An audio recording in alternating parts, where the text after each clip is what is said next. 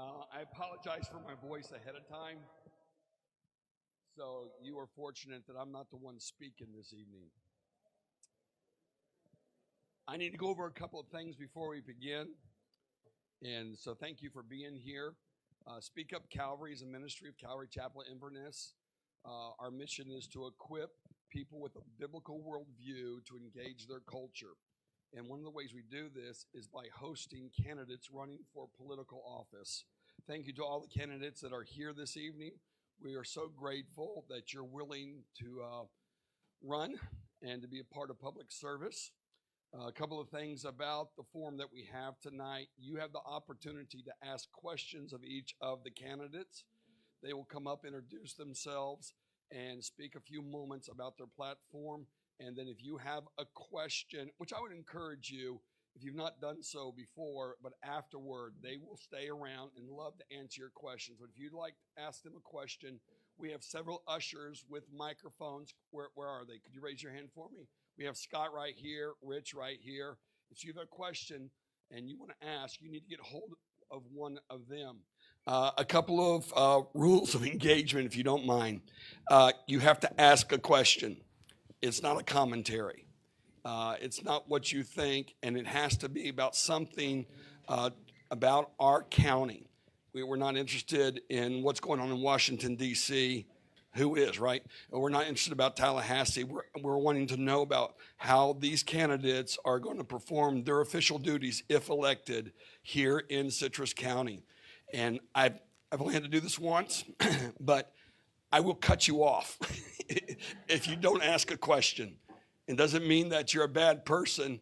It just means that I want to do all I can to make sure that the candidate can just be able to introduce themselves. So let's do that. Also, by the door, we don't have a whole lot of copies, but by the door that we have the 6 amendments that will be on the ballot this November. And we'll have Barb Gosa come up and explain about Amendment 4, but it's worth your time to go through this to make sure you're understanding what you are voting for. Also, if you're not registered to vote, it's too late for the primary, but for the general election, there are registration forms that you can fill out and turn in and do that. And if you're a registered Republican, we have a sample ballot for the Republicans. So those are things for your benefit. So you can pick up copies there. And you say, well, what if we run out of copies? We'll have more Sunday morning at 10 a.m. in the main sanctuary. See, I had to get that in there. So a couple more things. We are going to go straight through tonight. We're not going to take time for a coffee break. It'll be a little long evening, but it'll be well worth your time. There are coffee and pastries. We ask that if you want to get another coffee or a soda that you can ask for, that you do it during the question and answer part, not while the candidate is speaking, but feel free to do so. Also, restroom facilities are straight back to your left once you go under the exit sign for men and women. And then also to my right, as you entered in this evening, there are 2 more restrooms. They're all individuals, so you can go in there if so necessary. What else do we have here? Did I cover everything? Okay, again, all right, so I'm going to pray, and then we'll invite Barb Gosa to come up and explain Amendment 4, and then you should have basically an order of speakers. We have a couple of additions. Jason Kuhn will be speaking right after Barb. He's running for Citrus County School Superintendent, and so he will be there, and Jesse Rumsom will be speaking number 12. So Scott Hebert may be here tonight, and if he is, we will fit him in. But with that in mind, let's pray. Father, we just thank you that we live in the greatest nation. Lord, we thank you for the founding fathers. We thank you for those who left Europe under religious persecution to come to and be the founders of a new nation, the new land, Lord, where they could worship freely, Lord. And we thank you that that's the founding and the concept for this ideal that we call America, Lord. We thank you for the freedoms we have. We also recognize our freedoms are under assault. And so, Lord, we're thankful that there are those who are willing to engage to make sure that we can protect all the freedoms that have not come from our government, but have come from you, God. You gave us our freedoms. And government was wise enough at the time to recognize the freedoms that you have granted to us. We pray for each of the candidates that are here tonight, Lord, that your will be done in their life. And Lord, whether they make it through the primary or make it through the general election, we say thank you for their willingness to engage and be a part. And Lord, we want to hear what they have to say. And I pray for every person who's watching on the live stream and here in this room this evening, that you will speak to their heart and let them know the counsel that you have for them, that when the primary comes on August 20th or the general election on November 5th, that you will direct their steps on your candidate that you prefer. And we look to you for that. Lord, we ask that as you continue to bless the families of these candidates, Lord, bless their candidacy, and may they know that you are with them. And it is your Son's name, Jesus, that we pray. Amen and amen. So what will happen, I'll introduce the candidate. They will come up here and they will spend a few moments telling us about themselves, and then I will open it up for questions. They are going to do their best to keep it short. This is not the Gong Show, but we won't hook them. Yeah, I just want to warn them, it may change people's preference if you go on too long. Also, candidates, the mic is on. You don't have to do anything. You just pick it up and you can begin. So before the candidates come up, I'm going to invite Barb Gosa from the Citrus Pregnancy Center to come and tell us about Amendment 4. Barb?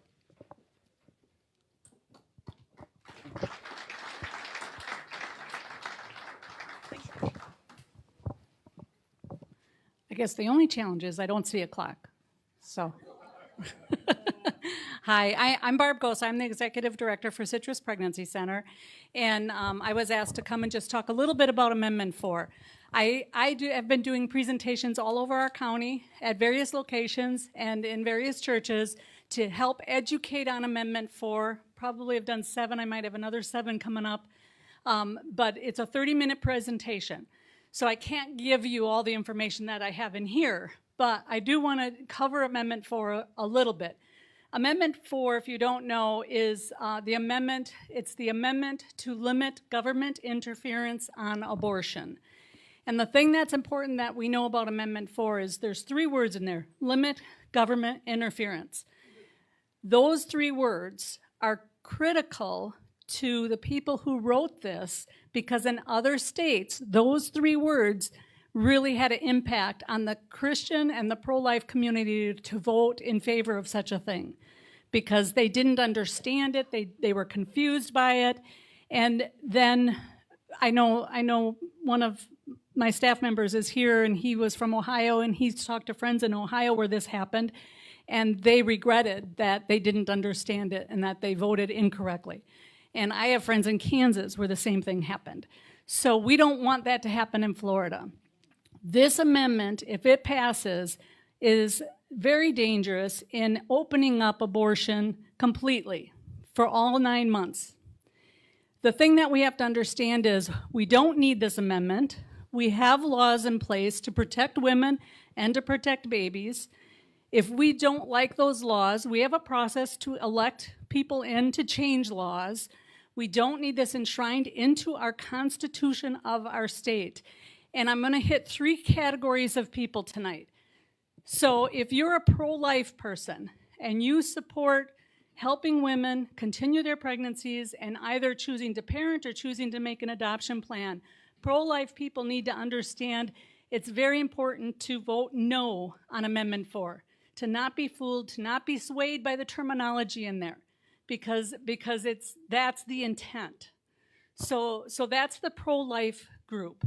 Then I don't know who's all in here, but if somebody's in here and they would land more in a pro-choice camp, or if you have friends that might be pro-choice, or family, because I hear more often it's family, that are pro-choice, they need to vote no on Amendment 4.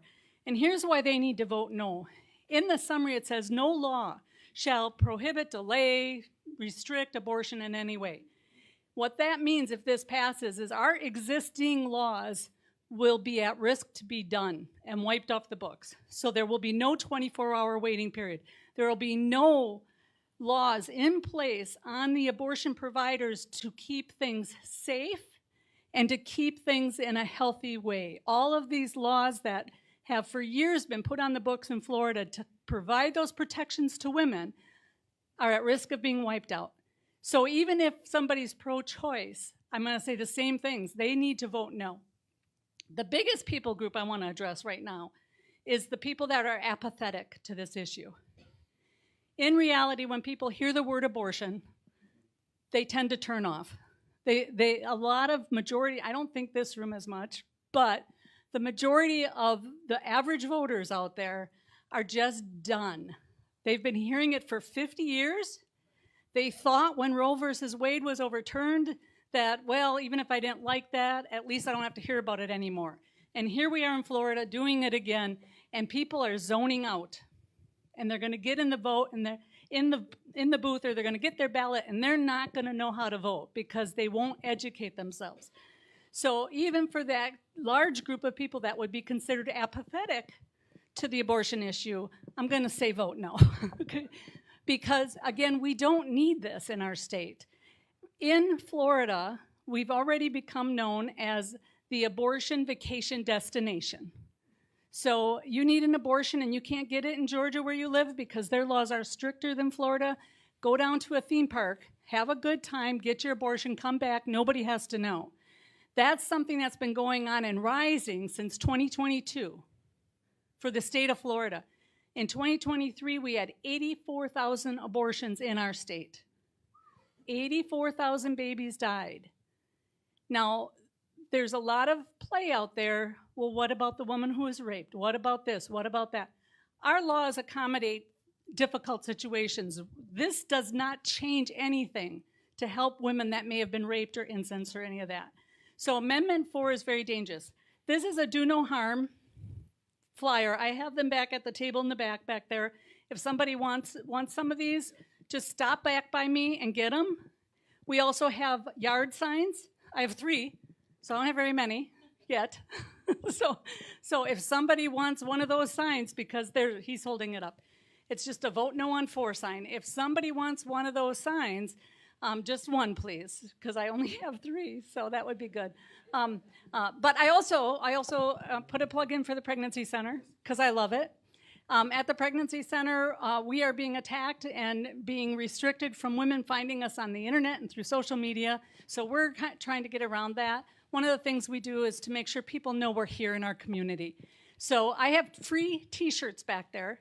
Not sure what sizes are left, but if you want a t-shirt, it simply talks about the Pregnancy Center right here in Citrus County, and if women need help, they might be standing behind you in Walmart, and your t-shirt could save a baby's life. So I have those available as well. Is that good? Yep, that's good, Barb. Thank you very much. All right. Appreciate it.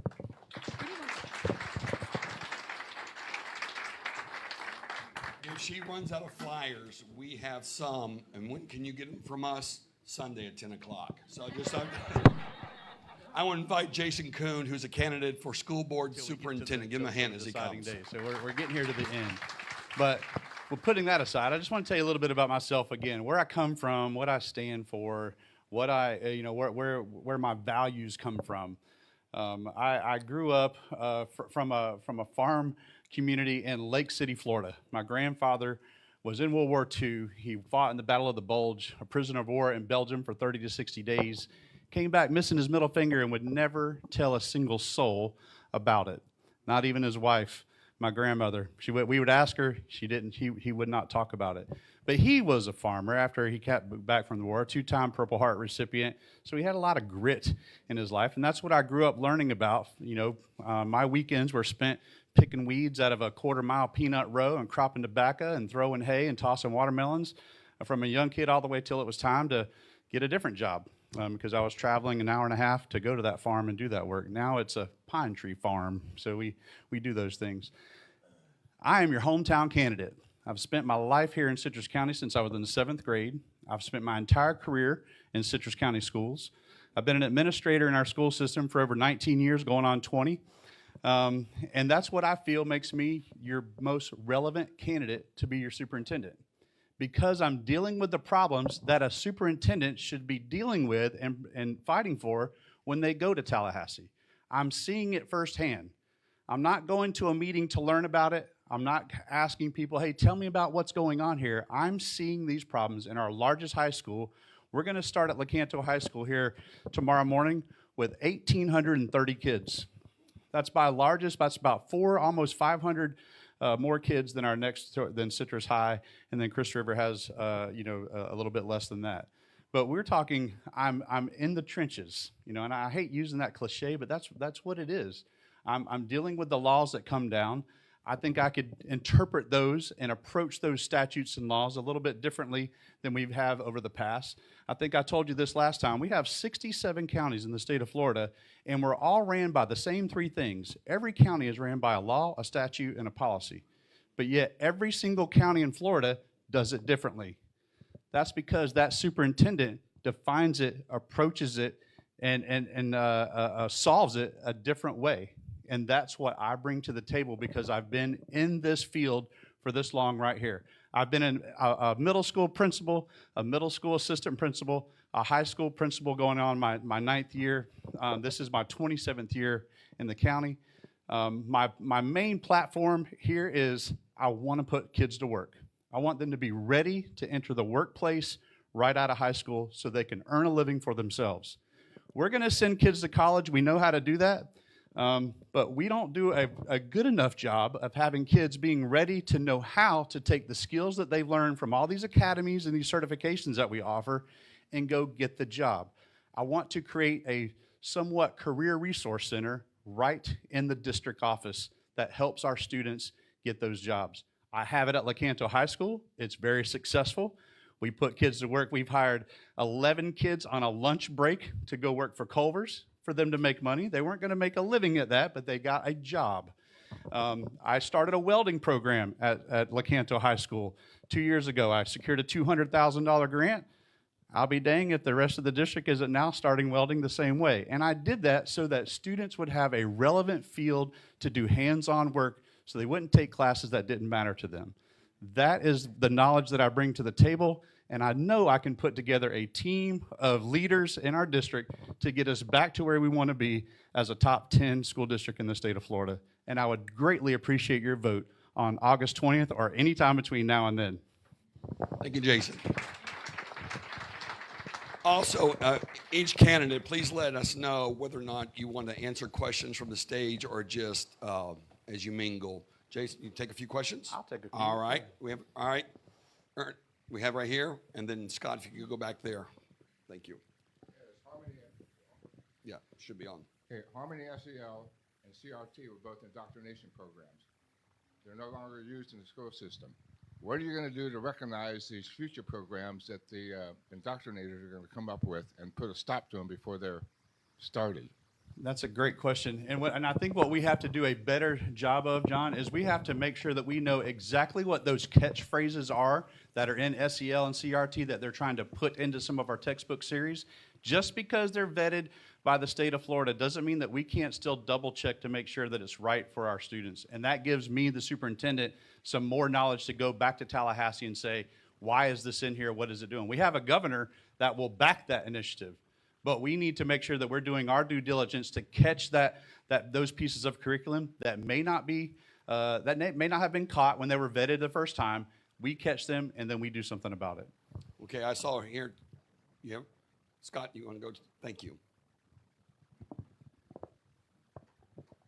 Hi, I'm Evangeline Aguirre. I'm a retired teacher. I was in the profession for 30 years from Palm Beach County. So you mentioned about helping the students to be globally competitive and put them to work. At the same time, you also mentioned about creating a team of leaders. But in between are the teachers. So my question is, how do you ensure, because one of the biggest issues right now in Citrus County is the retention and recruitment of qualified teachers.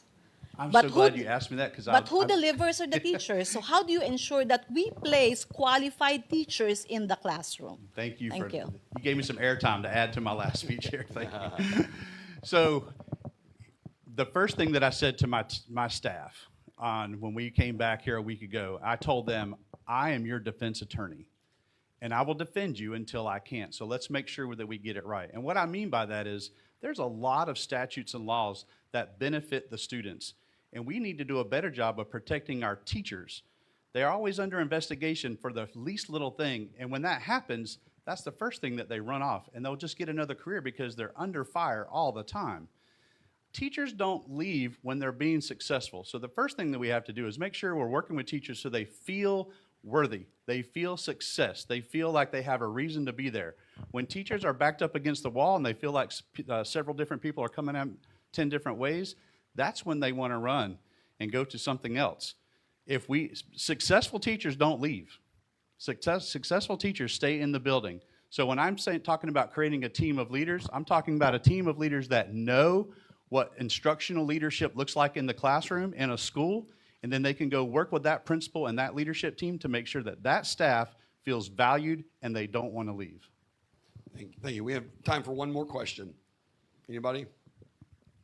Right here. You see him, Scott?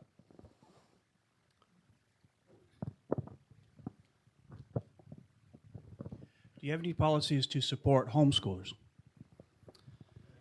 You know, homeschool has been like a catch-all to where it's an easy way out.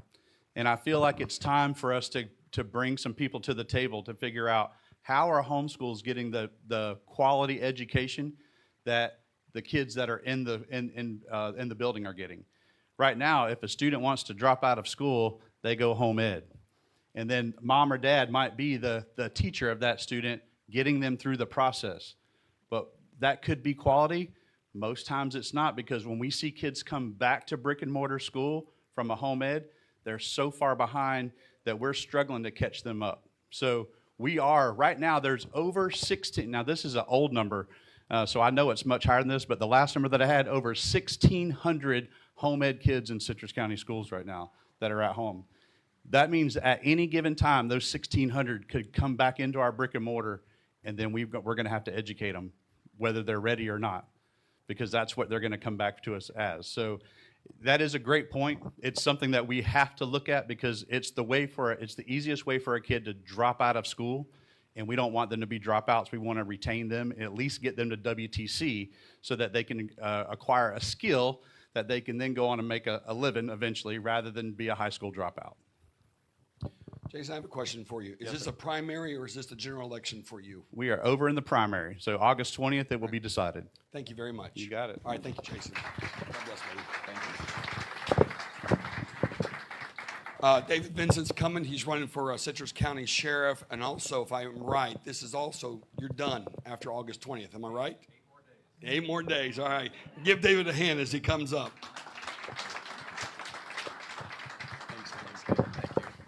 All right.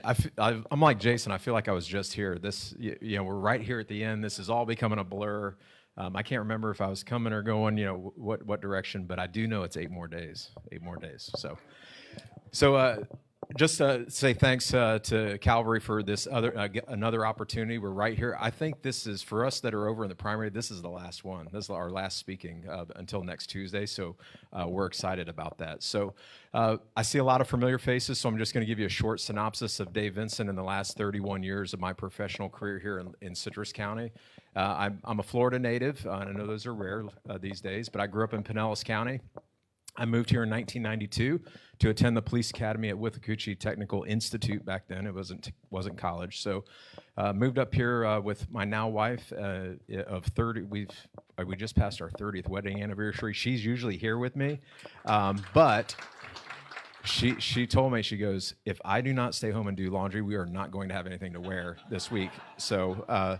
So I said, well, we probably need laundry this week. So she's home, but a biggest supporter of me, 34 years going. So we moved up here, 1993. I got out of the police academy, and the first sheriff that hired me was Charles Dean. And back then, you couldn't be hired as a road patrol deputy. You had to either go to the 911 center or the jail, because we ran the jail back then. So I went to our 911 center as a 911 operator. That was my first job at the sheriff's office. And over the next 27 and a half years, I've really touched every part of our sheriff's office. I was a patrol deputy, a detective, narcotics detective, supervisor, school resource officer, all of those things up into the leadership role, which my last one was the captain of special operations. So when we talk about that budget experience, which I know it's important to me, it should be important to you about how we're spending your tax dollars and what we're asking for you to give us as a sheriff's office. So my budget experience is pretty broad when it comes to the divisions that I ran at the sheriff's office. I was the captain of patrol division, which is the men and women that are answering your calls for service. I was the captain of training and professional standards. And then, like I said, my last position there was the captain of special operations, which had the largest capital budget of the sheriff's office. So I never thought I was going to leave the sheriff's office. You know, when Sheriff Dean gave me that opportunity, I'm a company guy. I was going to do my entire career there, and I did reach the retirement years when I left, but a person that I met early in my career, her name was Sandra Himmel, called me one day and said, "Hey, we have a chief of police position, and I think that you're the right person for that," because I met her years ago when I was a school resource officer for the school district. So currently I am the chief of police for our school district. I oversee all of the safety and security of our 22 schools. We've got 16,000 students and about 20. Well, looking at, I think we're around 2,400. I think we have 2,600 positions, but I think our current number is about 2,400. So, like Jason, I'll be at work about 6:30 tomorrow morning, waiting for that first students to start arriving. You know, our buses go out about 5:30 in the morning. So, in my world, security and safety starts about 5:30 in the morning for our school district as our buses go out and start picking up students. So 31 years of experience here in Citrus County. I love this community. I've done my entire professional life here, and I think when you look at the experience and qualifications of a candidate for sheriff, it's important. My community connection here, and that's one thing that you'll hear me say quite often, is that's something that we need to rebuild here, those community partnerships. I believe that in our current sheriff's administration, there's a lot of broken relationships with our county government, our school district, business community, and our residential communities. And for us to be successful, we have got to repair those, because in a law enforcement agency, if you don't have that buy-in and don't have a seat at the table with all of those partners, you can't be successful as a law enforcement agency. So that's important to me. Something just real quick about my education background. I have a bachelor's degree from Florida Gulf Coast University. I'm a graduate of the FBI National Academy in Quantico, Virginia, and I'm also a graduate of the Southern Police Institute Administrative Officers course from the University of Louisville. I spent 3 months at both of those places, Quantico and Louisville, and those are the top two leadership schools in the country when it comes to law enforcement. So we talked about community partnerships. I believe in a very strong community policing model. I worked for our current sheriff for 4 years, and my vision and his vision are very different when it comes to that community engagement and the men and women at the sheriff's office being involved in every aspect of our community. I believe we have to have those seats at those tables when it comes to mental health, substance abuse, all of those things that affect us as a community. We've got to have a seat at the table. Now, the sheriff can't fix every problem, but what a sheriff can do is be a part of those solutions to all of those problems, and it's important to me that we get back to having those relationships. So two things that for the last 32 years I've heard here every election cycle is traffic and drugs.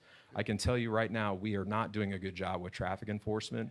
I drive my truck says police down the side, but I only have jurisdiction on school board property now, and they're blowing my doors off on 44, and I so bad want to pull them over, but I can't. We've got to do a better job with traffic enforcement. And I really believe in a model that educates people, say, hey, what are our expectations as a community when it comes to traffic enforcement? And we give you that little bit of a grace, but then sometime the enforcement side comes in there. I don't want to be a heavy-handed agency, because I really believe that sometimes when you pull someone over, if you give them a $300 citation, that could be almost their entire week's paycheck. So we've got to be aware of those kind of things. But we just can't turn a blind eye to all of those things, because speed, all of those things, running red lights that I see every day, kill people, and we've got to be cognizant of that. So traffic is a big deal. There's currently only 8 traffic positions for our county at the sheriff's office, which 8 full-time people that is their job. I've been told that 3 of those positions have been vacant for 3 years now at our sheriff's office, so there's really 5 out there. So when it comes to traffic, I see a more robust traffic unit, and really our goal is to make our roads safer and to reduce fatalities. Any traffic enforcement, the end goal is to reduce fatalities, and that's what we need to focus on and do a better job at. Drug enforcement. For 7 years, I was an undercover narcotics agent here. I bought and sold drugs for a living for 7 years, so I did it legally. I was a good guy, though. I was a good guy, right? So when it comes to that, what is our approach when it comes to narcotics trafficking? I think the difference between myself and our current sheriff is I've been here and seen what right looks like when it comes to narcotics trafficking. Right now, you see a lot of, hey, we arrested X number of people, but my counter to that is if what we're doing now is successful, why are we in the top 5 drug overdose death rates in the state of Florida right here in Citrus County? It's not Miami-Dade, it's not Hillsborough County, it's not Orlando, it's Citrus County. And in 2021, we were number 1 in Citrus County for drug overdose deaths per capita. So my thing is, if it's working, then why are we in that situation? So my experience is you've got to have something that's a tiered enforcement. You've got to hit the low-level people, the mid-level, but you've also got to hit those upper-level people that are bringing all this stuff in here. I have the experience to do that. I know what it looks like and get those things done. Body cameras, that's the last one I'll hit on. For the last year, when we talk about transparency, because transparency's got a lot of little finger attachments to transparency, but the big one is body cameras. In my opinion, I'm a technology guy, I love technology. We shouldn't be in a law enforcement agency in 2024 without a single video camera in any car or on an officer here in our community. So, and I will tell you, I did a big study in 2016 on body cameras, and more times than not, it helps the law enforcement officer than it does the public. It reassures the public to say, hey, what actually happened there? But it really reduces those frivolous complaints against our deputies, because I'll tell you, I was a supervisor for a long time, and I got a lot of them. And if it's a he said, she said, you've got to say, all right, well, what really happened? The agencies that I've talked to that have body camera implementation, they just go, oh, hold on, while they're on the phone, hold on, ma'am, pull it up. No, that didn't happen. I'm watching it right here. He didn't say that to you. And they go, click. It's a benefit for us. So we've got to get those. Right now, it's been made a money issue. It says, hey, we need money from the county commission. I'm still in contact with a lot of people in that industry, and I'm here to tell you, but if I get elected in January, if I ask every division commander to reduce their budget 1%, we will have body cameras within that first year because we can do it, and it's not that expensive. So body cameras is another priority.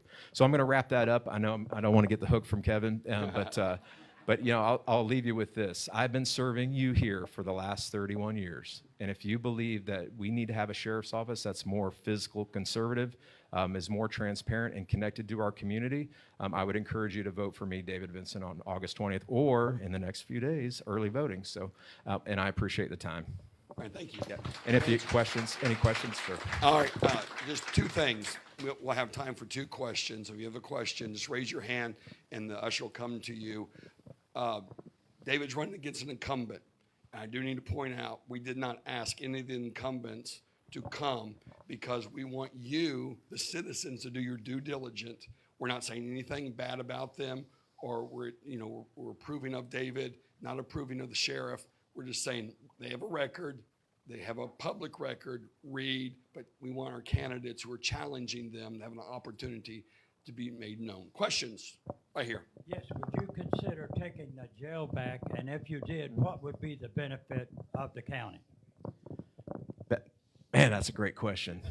So I've been pretty quiet on this topic. That's not one of those things, but I will tell you I've had a lot of conversations in the last few months, and I run our academy at WTC. I forgot to tell you guys that. The academy that I went to, I'm now the director of. So I interact with our local jail here quite a bit and train their officers. But I've seen a sheriff's ran jail. When I first started here, I've seen the efficiency of a sheriff's ran jail, and I've seen a private company. I would like to say that if I had the opportunity, which I would love to have that opportunity to run our jail, that I think that I would provide a better level of service when it came to that. So the benefits of that, here's the benefits. When I look at that opportunity, I see that as a force multiplier, because now I have certified corrections officers, like during a state of an emergency like hurricanes. Those officers can come out and help us here with you in the community during times of emergency. What's the other things we could do? Roadside cleanup. I'm all about putting inmates to work, right? Making sure that we can help them clean up our roadways. And those are the kind of opportunities that you as a sheriff, if you ran the jail, have that there. The other part of that too is I do feel that we need to offer, we want to reduce recidivism, and that's, people returning to jail. So my relationship with our school district is, I've seen a lot of sheriffs that are starting to do this. They are providing career and technical education while they're incarcerated. So when they get out of jail, they have an opportunity to go get a job and stop committing crime. But that's something that we could do at the county level. So I think there's so many opportunities out there for a sheriff's ran jail. And after August 20th, I'd love to have that conversation with our Board of County Commissioners. So, All right, one more question. Yeah, David, is there any kind of process in place? I'm just thinking that you're going from education to law enforcement proper. Is there any system in place? Would there be, do you envision any kind of coordination between yourself and the school system for children that are highly disturbed, kids that are showing unusually violent tendencies or a bad drug problem, to tie them in with the police, the schools, the family, maybe a social worker? Is there any kind of framework in place or something you envision that would enable that to happen? So there is. Unfortunately, in the school system, we deal with a lot of that. We have a lot of threats made against our schools from students. We have a lot of students that are starting to experience mental illness. We do a really good job of training staff with it's actually called Youth Mental Health First Aid. Every person in our school district has to go through that. So it's about recognizing those things early. I will tell you, way back, this is probably 2000, early 2000, or even 99-ish, I started a program called Students at Risk, and what it was is to identify students early, because I'll tell you, and the educators here will tell you this, every kindergarten teacher knows what kid's gonna be bad. Yep. Right? And if we do a better job of identifying those early and put services in place, we can prevent things from happening further. I hate to say it, but we've kind of gotten off the rails, and a lot of that has to do with the relationship between the sheriff's office and the school district about where those programs are going. But I can tell you on the school district side, we have a great threat management process right now. I just hired a full-time person for that last year from the sheriff's office that works with me now and does that. So there's a lot of things happening behind the scenes that you don't really see out in the public, but we are pretty tuned into that mental health and stuff on our school district side. All right, thank you, David. All right, Appreciate thank it. you. I appreciate it.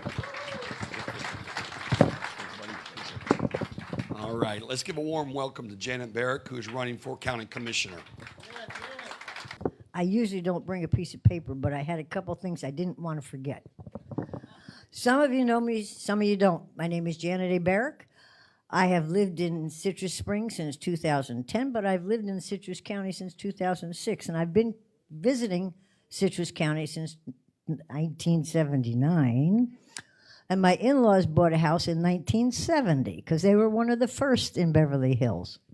Okay, I'm married for 53 years. I have 3 children. I have 9 grandchildren and 9 great-grandchildren. They're not running for office. I am.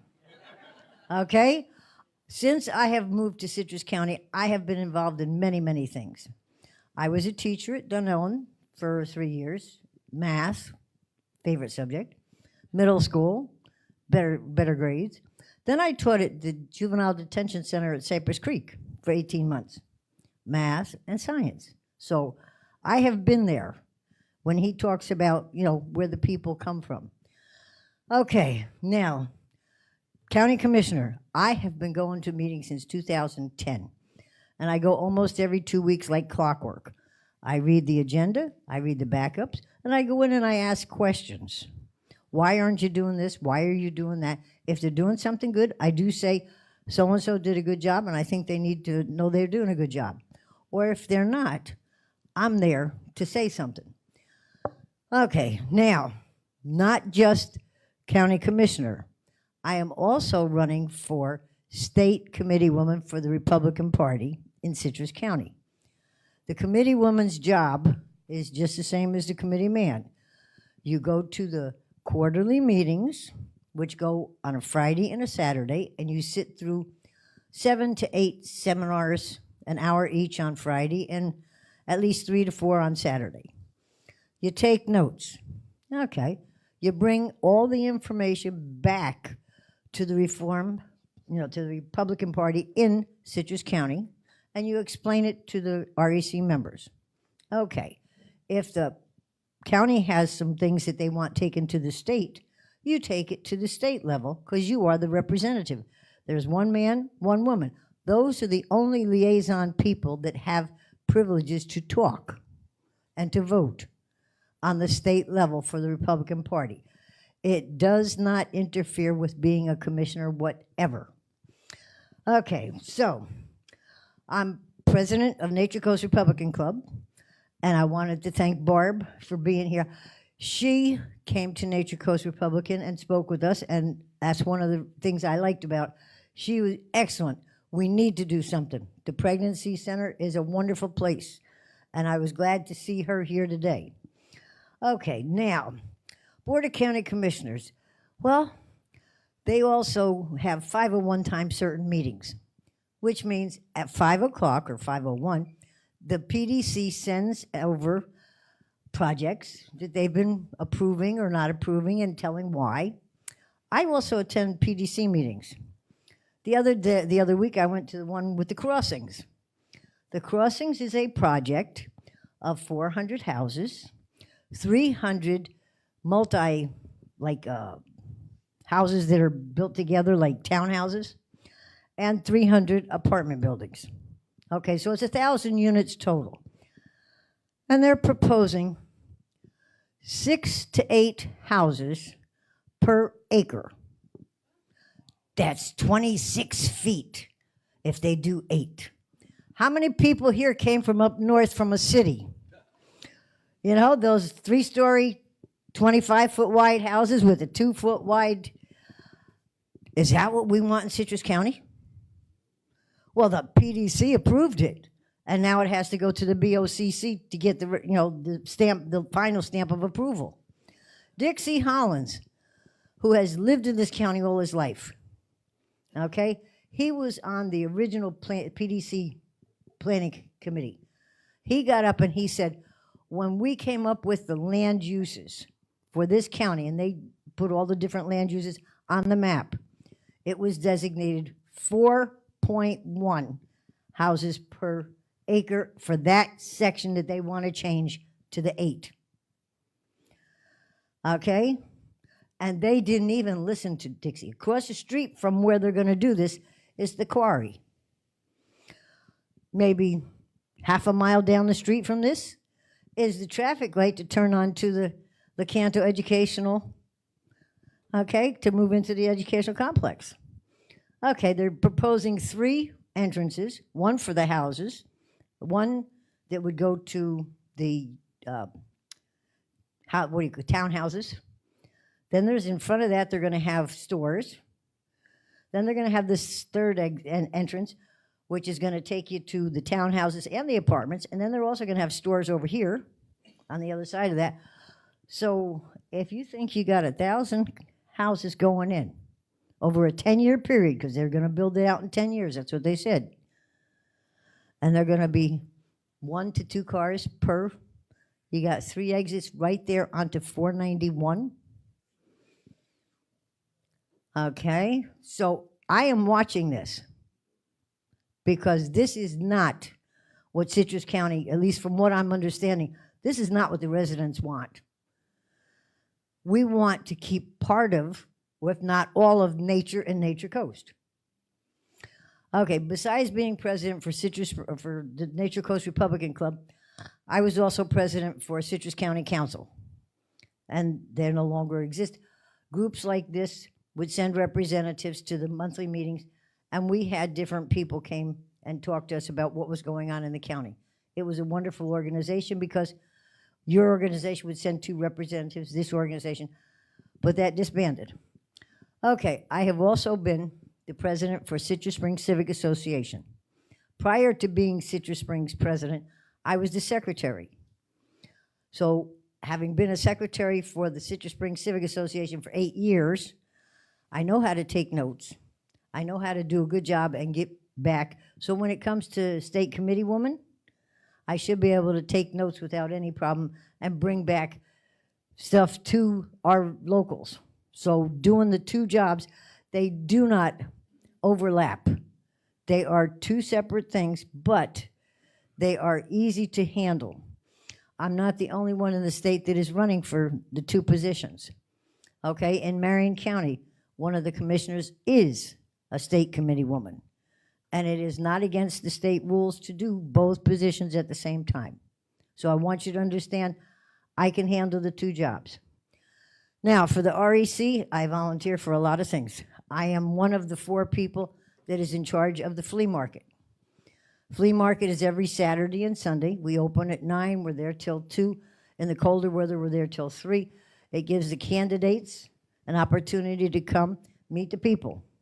Or, after this election, we'll be pushing the 6 amendments and those candidates that will be on the November ballot. So at this point, right now, we have a whole lot of candidates with information, and I was there this afternoon, I was there yesterday. So the thing is, I'm out there listening to what people have to say. People come up to me in the grocery store, and I told this at the Board of County Commission. I said, people come up to me in the grocery store and say, Janet, I saw you on TV. Could you please ask about this? Could you check into this? And they know that I will get back to them because I try to be accessible to everybody. And at this point, whatever questions you have, I'm willing to answer. Janet, let me ask a question. Is this a primary for you, or is this the general election? Oh, when 20th is done, I'm elected. Okay, and you're running against? You notice I said I'm elected. I'm running against Ruthie Schleybaugh, in case you don't know who she is. Okay. Okay, my district is District 3, which is Beverly Hills, Citrus Springs, Pine Ridge, a little bit of Hernando by Publix, but not all of it, because then it goes into District 5. Okay, very good. 2 questions. We've got time for 2 questions. Anybody have a question? Yes, right here. Thank you. Hey, Cal, while you're waiting on the microphone, if somebody else has a question, go ahead and raise your hand so they can see up here. Hold on a second, John. Go ahead, Cal. I was just wondering, I noticed on your brochure here it says the Chronicle has named you the government watchdog. Are they endorsing you? No, sir, they endorsed Ruthie. Okay. Okay, I was called the watchdog because I go to the meetings, I get up and ask questions, and I question things like last week, Tuesday, the guy got up, Carlton Hall, who's in roads and things, and he says, well, we've got our plan, and we're going to explain our plan about the roads. So let me explain a little bit about the roads. We're going to do 3 different kinds of surfacing. There are 7, but we pick 3. And we're going to do this, and we're going to do that. Oh, and we have to do some paperwork for this and paperwork for that. And then we're going to get this truck. And they show a nice picture of the truck because he's got a really nice PowerPoint going on. And the truck is going to go around and x-ray all 1,683 miles of Citrus County roads. Now, these are the residential roads, okay. And when are you going to start doing that? Well, we've got paperwork that's got to get done. Maybe if all the paperwork is done by October, we're going to go around and start x-raying. But we got to get this truck first. Okay, so now, well, when is it going to be done? How long is it going to take? It's going to take 7 to 9 months. And then when you finish getting that x-rayed, you still have to take and look through the x-rays and find the worst to the best. And then you got to make a list of worst to best. Okay, so that's not so bad. We're following along. They collected $16.2 million from us taxpayers for the 23-24 tax year. That's sitting in an account. They haven't touched it. The proposed budget that they're going to, approve in September, they're proposing another $16.2 million for that budget for the residential roads. They're not going to spend any of it in 24. They're not going to spend any in 25. They're going to have $32.4 million in an account. And none of the residential roads will have been resurfaced. Okay, so anyhow, he's trying to make it sound really good. So he says, but we do have 4 roads that we've decided we are going to start paving. We're going to start doing, Venable. We're going to start doing Halls River. We're going to do a section of County Road 486 up in Citrus Hills, up by Publix off of Forest Ridge. And the third one, or the fourth one, I'm trying to remember. But anyhow, these are collector roads. They're not residential roads. Collector roads are eligible for SCOP money. For people that don't know what SCOP money is, that's SCOP. Okay, it's Small County Outreach Program that the state has. Because we have less than 200,000 people in our county, we are eligible. It's a 75-25. The state pays 75%, and the county pays 25%. You have to put in paperwork, and then they have to approve it. Well, we're not going to wait for that. We're going to use $950,000 and start paving, according to Mr. Hall, this past Wednesday that just passed. Okay? And that's 4 roads that are not residential roads. But the 5 commissioners, they listened to his speech. They never ever once asked anything about the fact that these were collector roads. Okay? I don't know if they actually know what a collector road is.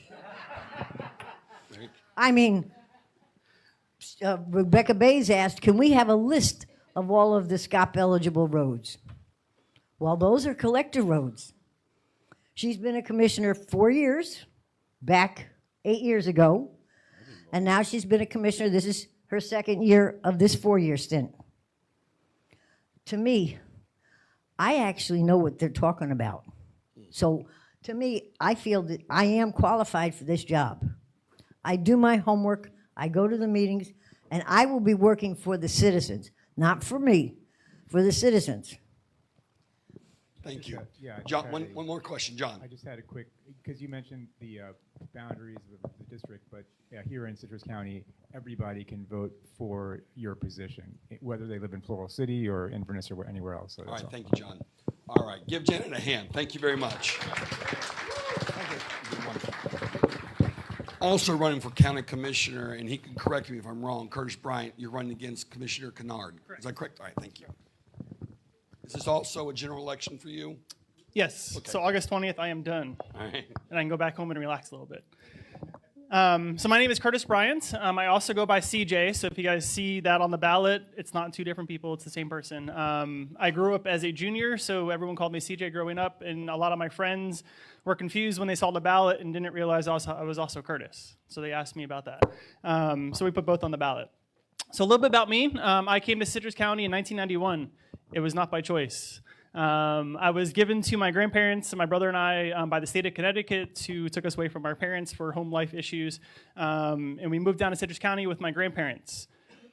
Best thing ever happened to us. We got to live here in Citrus County. We got to experience retired life. My aunts and uncles were always jealous of us because we're always traveling with our grandparents, and they never got to do that because they were working full time when they grew up with them.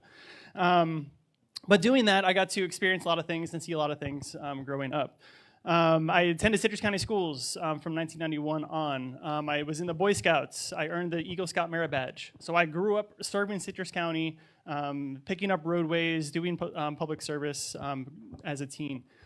Graduated Citrus High School 2002, went off to college, went to Florida Southern College in Lakeland. Graduated there 2005 with a degree in marketing, came back, got married. We decided to have a family here because my wife's parents lived here. We started a business. We have a photography business over in Crystal River, which we still own and operate today. So a photography business.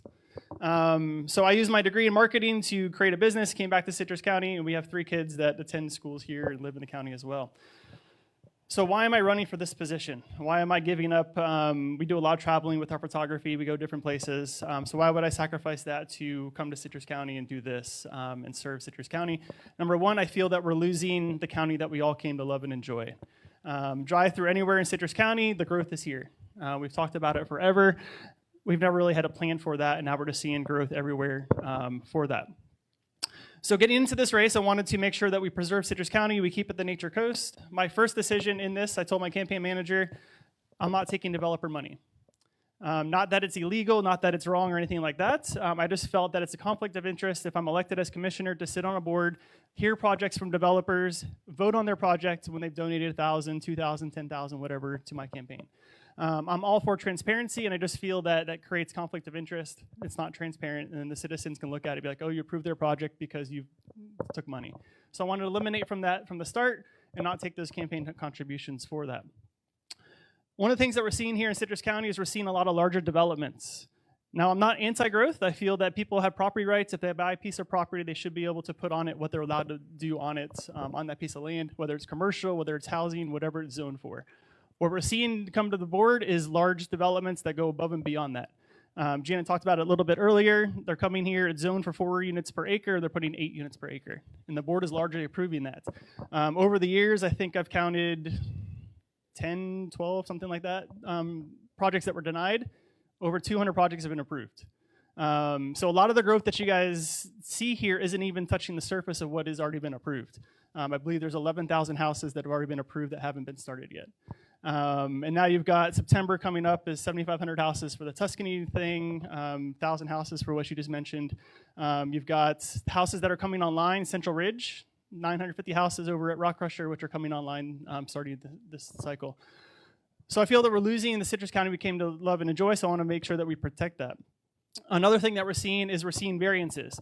So when these projects come to the board, they're asking the board for variances against the Land Development Code. One of the variances that they're asking for that was approved recently by the board was the green space. So there's green space requirements. They're supposed to have 20% of their project is green space, whether it's trees or land, things of that nature. Prior to the change that they voted in last year, green space did not include drainage ditches, drainage retention ponds. One of the developers for the Crystal Ridge group came and said, hey, we can't put 950 houses in here if we have to not include the drainage. But we want to include the drainage, so we're asking for a variance. The board gave them the variance. The board then changed the Land Development Code to say, hey, look, developers can't get to their 20% if they're including drainage in their projects. They can't get more projects. They can't get more houses. So we're going to waive that and then allow the drainage to be counted towards green space. So we all live here in Florida. What happens when it rains? This drainage fills up, right?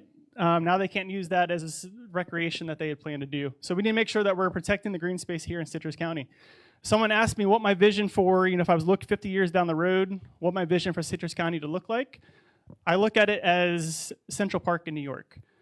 Florida is the New York City, Manhattan area. Citrus County is Central Park. Let everything else around us build up. Keep Citrus County, the Central Park, the green space, the open space. Now, again, that's not to say we ban every single developer coming here. They have property rights. They're allowed to build from there. But we can be smart with that going forward. Another thing that I noticed when I started to research this position is we've had a lot of delayed decisions. Over the last several years, there's been a lot of things that the board hasn't addressed that are now costing more money going forward. One of those projects I'll mention is the Barge Canal. We've talked about that since 2010, somewhere in that range. They approved it in 2016 for $5 million. They didn't build it for whatever reason. They changed their mind on that. Now they're proposing it again, and now it's a $15 million project. So a lot of the decisions that they're making, they're not making them fast enough. Another one is impact fees. We've had impact fees forever. 2015, they stopped impact fees, allowed all the growth to come here. They realized the growth was coming, and they still didn't bring them back. So they delayed that. 2017, they started bringing them back. 2021, they brought them back a little bit more. And then you just saw 2023, they had the emergency hearing to increase the transportation one, which pays for your road widening and things of that nature. But they've missed out on millions of dollars that would help pay for the infrastructure projects. And that's the biggest thing here in Citrus County is we don't have a lot of the infrastructure in place. Our roads are horrible. It's never been a priority, so I want to change that going forward. Another thing is being conservative isn't always about making sure our tax dollars, or making sure our taxes are as low as possible. For the board, for the years, the board has prioritized low taxes, rollback rates, reducing millage as much as they can, but they've neglected the things that we invested in, mainly roads and things of that nature. I liken it to like a roof. A tree falls on your roof, you don't spend 2 years waiting to fix the roof. You fix it right away. Because if you don't fix it right away, it's going to expand and the problem gets bigger, and then you have to replace the entire roof rather than that one section. So things like roads, we've ignored it for years and years and years. We didn't want to put the budget in there to do that. Now it costs 3 times as much to pave a road per mile than it was 5-10 years ago. Put that in perspective, 5 years ago, it was about $150,000 per mile, and just the recent meeting was $350,000 per mile. for that. So they hadn't made that a priority, and I wanted to fix that and get those projects done. I also feel it's time for new ideas. The person I'm running against, Jeff Gennard's been in office for 8 years. I just feel that, you know, once you do your 8 years, you kind of move on to the next thing. We need people that have new ideas to come to the board. One of the things I proposed a couple weeks ago, and it created a firestorm on Facebook, I got a ton of phone calls for it, was the animal shelter. Again, one of those projects we talked about for years. The only idea the board has had was either fix it for about $2.5 million, or they're going to build a new one. They didn't look at other alternative ideas. I mentioned the Chronicle building. Chronicle building is for sale. It's 50,000 square feet, $4 million. No one mentioned it as a possibility. The new animal shelter they're putting in, to put it in perspective, is $12.5 million. It's only 25,000 square feet, and it's a very base building where they're going to have to replace it or fix it in about 10 to 15 years. Now, that's not to say that the Chronicle building, I'll go vote for it tomorrow. We need to do due diligence. We need to have that discussion.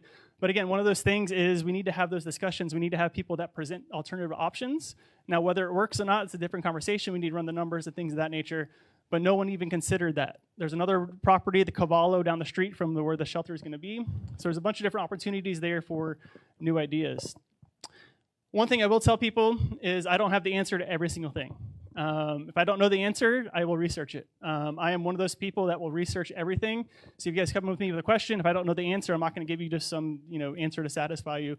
I'm going to look into that, do the research on it, come back to you guys for that, and then present that to you for that. So the main thing here with the 2024 election, this is a critical time in our county. The Parkway is expanding, Parkway is growing. The next commissioners over the next 4 years are going to determine where projects go around that Parkway exit. So it's important for us to make sure we get it right. 2024, I always tell people, you have a choice in this election. If you're satisfied with everything you see, whether your taxes or roads or growth or anything of that nature, there's an incumbent. You know exactly what you're getting. If you want different ideas, you want someone that brings different perspective, different views for the county, and someone that will change and help Citrus County grow, I'm the choice for that one. So again, my election is August 20th. You vote all the way through August 17th as well for early voting, and I look forward to earning your vote for that. Kurt, you got time for 2 questions? All right, 2 questions right here. Thank you. And then did I see another hand toward the back there? Okay. Yeah, in light of 486 and 491, all the service jobs going in there, what are you going to do to attract the higher paying jobs, manufacturing, transportation, computer, light commercial? So the number one issue with that is we don't have the infrastructure in place to handle those jobs. So we look at, what are those companies wanting for their employees? When they make decisions to move to an area, and I have a friend that's in the tech world, I talked to him about this. He said that their company, when they look to expand, they look for infrastructure in place for their employees. They want good roads, they want good, fast internet, they want water services, things of that nature, before they even consider moving to an area. We don't have that here in Citrus County in a lot of areas. And so if we prioritize the infrastructure, we can start driving those things here. We look at the Holder Industrial Park. Great idea and concept. No infrastructure to support it. There's no one going to build a manufacturing plant or anything of that nature in Holder because it's a 2-lane road in and out of there. It's a 2-lane road on 491 and 41. So there's nowhere for trucks to go, and it's a traffic nightmare and all of that. So I think if we prioritize the infrastructure, that will drive a lot of those newer jobs and higher paying jobs here. Thank you. One more question. I got a two-part question. I hope you can answer it. All these homes that are being built and they're paying taxes, why are our taxes going up, number one, okay? Number two is all these buildings that are paying $1, right, for their rent of their building, right? Why are the taxpayers paying for that for 100 years or whatever it is? So your second question, you're asking about like the leases from like county buildings and they're leasing it out for like $1? So the county buildings, when they do that, one of the recent ones was the AA group in Hernando is renting out the school. Part of their agreement there is they're going to renovate the school as part of their project. Right, yeah, there's a couple of them that do it. So I'm not opposed to that. Again, with the AA group, I think they did a good job with the county contract that they have in place for that, is that they're allowing them to rent it for $1 a month, but they're going to offset that cost with the hundreds of thousands of dollars they're putting into the building. So it's helping maintain the building that the county taxpayers aren't going to have to pay for because that company's doing it. Number two, with the new growth and the fees, why are our taxes going higher? Because we neglected the roads and things of that nature in the past. The budget went up, the millage rate went up that last cycle. They increased the taxes for that, largely in part to increase the money for the road resurfacing for that, because it's something that we've neglected for years. And it's the first time we got it back to a 25-year cycle. Prior to last year, it was a 100-year cycle. And so we've neglected them for years. It's cost more money to maintain those. So they had to increase the fees for that. Now with the impact fees are only paid for by new growth. So if you own a current home, if they raise impact fees to whatever the number is, you guys don't pay anything for that unless you build a new house on a new piece of land. And so for years when they've neglected that, we lost $6 million over 2 years between 2021 and 2023. That could help expand roads, that could help pay for sidewalks. Halls River Road, they're talking about sidewalk project for that. $6 million project, they don't have the money for it, but had they had the impact fees in place, they could have done that without using taxpayer dollars for that. All right. Thank you very much, Curtis. I want to invite Tracy Edgman to come. She's running for State Committee Woman. Give her a hand as she comes. Hi, I am Tracy Edgman, and I'm running for the State Republican Committee Woman. And I've been here about 5 years, moved here in 19 and just promptly, September of 19, and promptly got locked down in the COVID situation. So I had an awful lot of time on my hands. And during that time, I got to learn a lot of things because I'm an avid reader. I don't watch TV, so I did a lot of research. And though I've been interested in politics for a long time, I didn't get involved until 2022 when I met Billy Casey, just trying to get involved and to learn. So I joined the REC to learn the process of the Republican Party. I have been a conservative all my life. Registered to vote in 2020, or not, no, 2000. That's a little while ago. For George Bush, and I voted for him, the younger one. Okay. Then later on, kind of regretted it. Okay, when we found out the truth, that's that gaslighting thing that we got told a bunch of lies, and that's one of the things that got me interested into politics, is how many lies have we been told. Okay, now I'm running for the State Committee Woman for a lot of reasons. Okay, first of all, I didn't hand my cards out, but if you're interested in one, please see me afterwards. And I'm an advocate. I've been an advocate for people for 40 years. I've worked the medical field since I was in my mid-20s, starting out as a nursing assistant in one of the worst nursing home facilities in the nation. And I actually did get to see them close it down, because the saddest thing in the world to see is your loved ones not being taken care of, and you doing the best that you can, okay? So it was a pleasure to learn and work in that facility and then continue my career. And as a respiratory therapist, I work side by side with nurses, doctors, physical therapists, occupational therapists, and lab techs and people who draw blood. And you get to do a lot of things, and you advocate for those people. Now, a lot of people get to win the awards. I didn't win any awards. I never made it to Employee of the Year, but every single day, my reward came because my patients all said thank you, because you go that extra mile for them. And that's what I'm willing to do for each and every one of you. I am not going and wanting to go into this to hobnob and get to know and be a part of the system. I'm wanting to go for each and every one of you. And that's the skills that I built over 40 years of advocacy working with my patients. I was there when they began changing all of the Medicare rules, so I went to bat to make sure that they got the care that they needed. When they removed respiratory therapy out of certain aspects of things, such as rehab, I made sure that my patients were able to continue to go. If they needed a piece of equipment, even though I was a single mother of 2 teenagers, I got them that piece of equipment and never, ever asked for anything in return, nor did we tell on me. So that way I could continue to help them.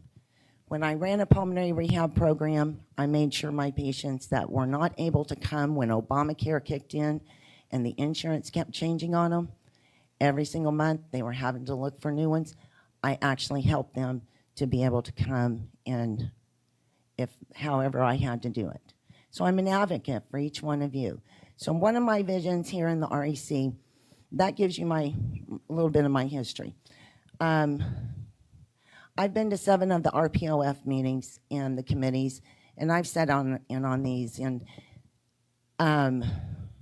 though it seems like we have different passions and we have different visions, and Janet has got a wonderful passion for the Citrus County and taking care of each and every one of you. One of the things I learned from my dad, who, by the way, is here, and he told me, you take one thing and you do it well. Okay? One thing and you do it well. I spent 40 years learning to be an advocate and developing those skills. Now, the next thing is to be an advocate for each one of you and take that one thing. Janet has a passion for the county commissioner, and geez, the information this woman knows, she knows so much. Going to the RPOF is not as simple as just taking notes and coming back. Our job is to actually be the liaison and be the representative of the people. Now, I was given a vision regarding this, and I do believe that vision came from the Heavenly Father, and that I alone can do this because each of us, each one of you have a vision for your life, and only you can complete that vision. Is that right? You think? So every one of us has been given a vision, and we've been told that this is what we need to do. And at this point, I have been asked, and I got recruited to do this, and I've been asked by the Father to go there and to fight for each one of you because I see what the problems are. There's a lot of problems in our state Republican Party. Wouldn't you say that there's problems nationwide in the Republican Party? In every political party, there's a problem. Well, in order to go up there and to work for each of you, number one, you have to know what the party is or the problem is. One of the problems that we have going from the top all the way down to the county level is full of lobbyists and elected officials. Nearly every seat at the RPOF belongs to an elected official already from every county in the state. That's too many elected officials. Where are you guys? Where's your voice? Isn't that a good question? Where is your voice? So there's not enough of us individuals, sitting at the RPF state level. And that's what the committee person is supposed to do. We are your liaison, and you are your representative. Now, one of the things that I also have is the vision of how to fix that at the county level, and not just bringing back something and telling the REC, but making sure that every single one of you get that information delivered to you when we come back. Because one of the things that we're supposed to do at the REC, I am a committee person, a precinct committee person. I have 1,000 people in my precinct that I'm responsible for. But I do not have the tool. I don't have that tool to be able to reach any of you. The REC hasn't provided that. And that's one of the things that I can bring back. It's already in the works, just to let you know. I've already seen it, I've already started it, and we will be able to do that. So if you will vote for me, and I'm only going to do one job, okay? Not 2, not 3, not 4. I'm doing one job. And I'm going to do that job well. I will dedicate myself. I already dedicate myself to the Trump Club, which I am the vice president for, and I pretty much stay up. I work anywhere from 18 to 20 hours a day on one job. And that's making sure that I learn and that I am able to connect with other people to bring you the tools that you need. I'm also the founder and the executive director of the Citrus Watch, which got put on hold for a little bit, but it's in another week or so, it will be in the process of getting reconfigured, and then more information can come out at that point in time to get it started back. I have a question for you, Tracy. Yes, we're ready? Tell us, what is the RPF? The RPOF is the Republican Party of Florida. Okay, thank you. That is the state party, okay? And we have, DeSantis has got 15 representatives, legislators, okay, that vote there. Then we have lobbyists, lobbyists, lobbyists, all in the executive voting committee. And then down here at the bottom is the state committee people, men and women. So we are to be, again, your liaison, not the politicians, okay? And that's where the problem is. There's too many elected officials calling all the shots, so where does your voice get heard? All right, very good. We got time for 2 questions. Anybody have a question for Tracy? Nope. John? Hold on a second. Let's wait on the mic. Yeah, so you call yourself a conservative, but can you explain who you'll be voting for county commission in the current election between Schleybaugh and Janet Barrick? Well, I'm not going to tell you who I'm going to vote for because my vote is private, just as your votes are private. I am a conservative, and who I vote for, again, is my business, and I don't feel like I should have to address that, and I think it's an unfair question. All right, one more question. I want to personally say, can you explain to us the election integrity, which you are a very strong part of, and you brought together all these people and help us to understand more about election integrity. Can you explain that to us? Thank you. Okay, that is how I got started in August of 21 was with Defend Florida. And there was 4 of us that began, and 2 of us finished, and then in January, 2 more joined with us. However, Defend Florida here in Citrus County had kind of slowed down, and but we did the canvassing. We went door to door after the 2020 election, and doing a canvass on the voter rolls, making sure those houses that got red flagged were honest. I mean, there were some houses that had 5 and 6 people that were voting. There was a church out in Homosassa that had over 10 people registered there to vote, and began learning the election laws. And the election integrity is a huge problem. In 4 years, we've had 3 different bills written. We had a great one written in 2021, that was SB 90. We had the next one in 23, SB 254, and then this year we had a problem. A lot of those really wonderful things that helped to secure the election and the election processes here in Florida got changed in SB 7050. And one of those things is the illegal immigrants.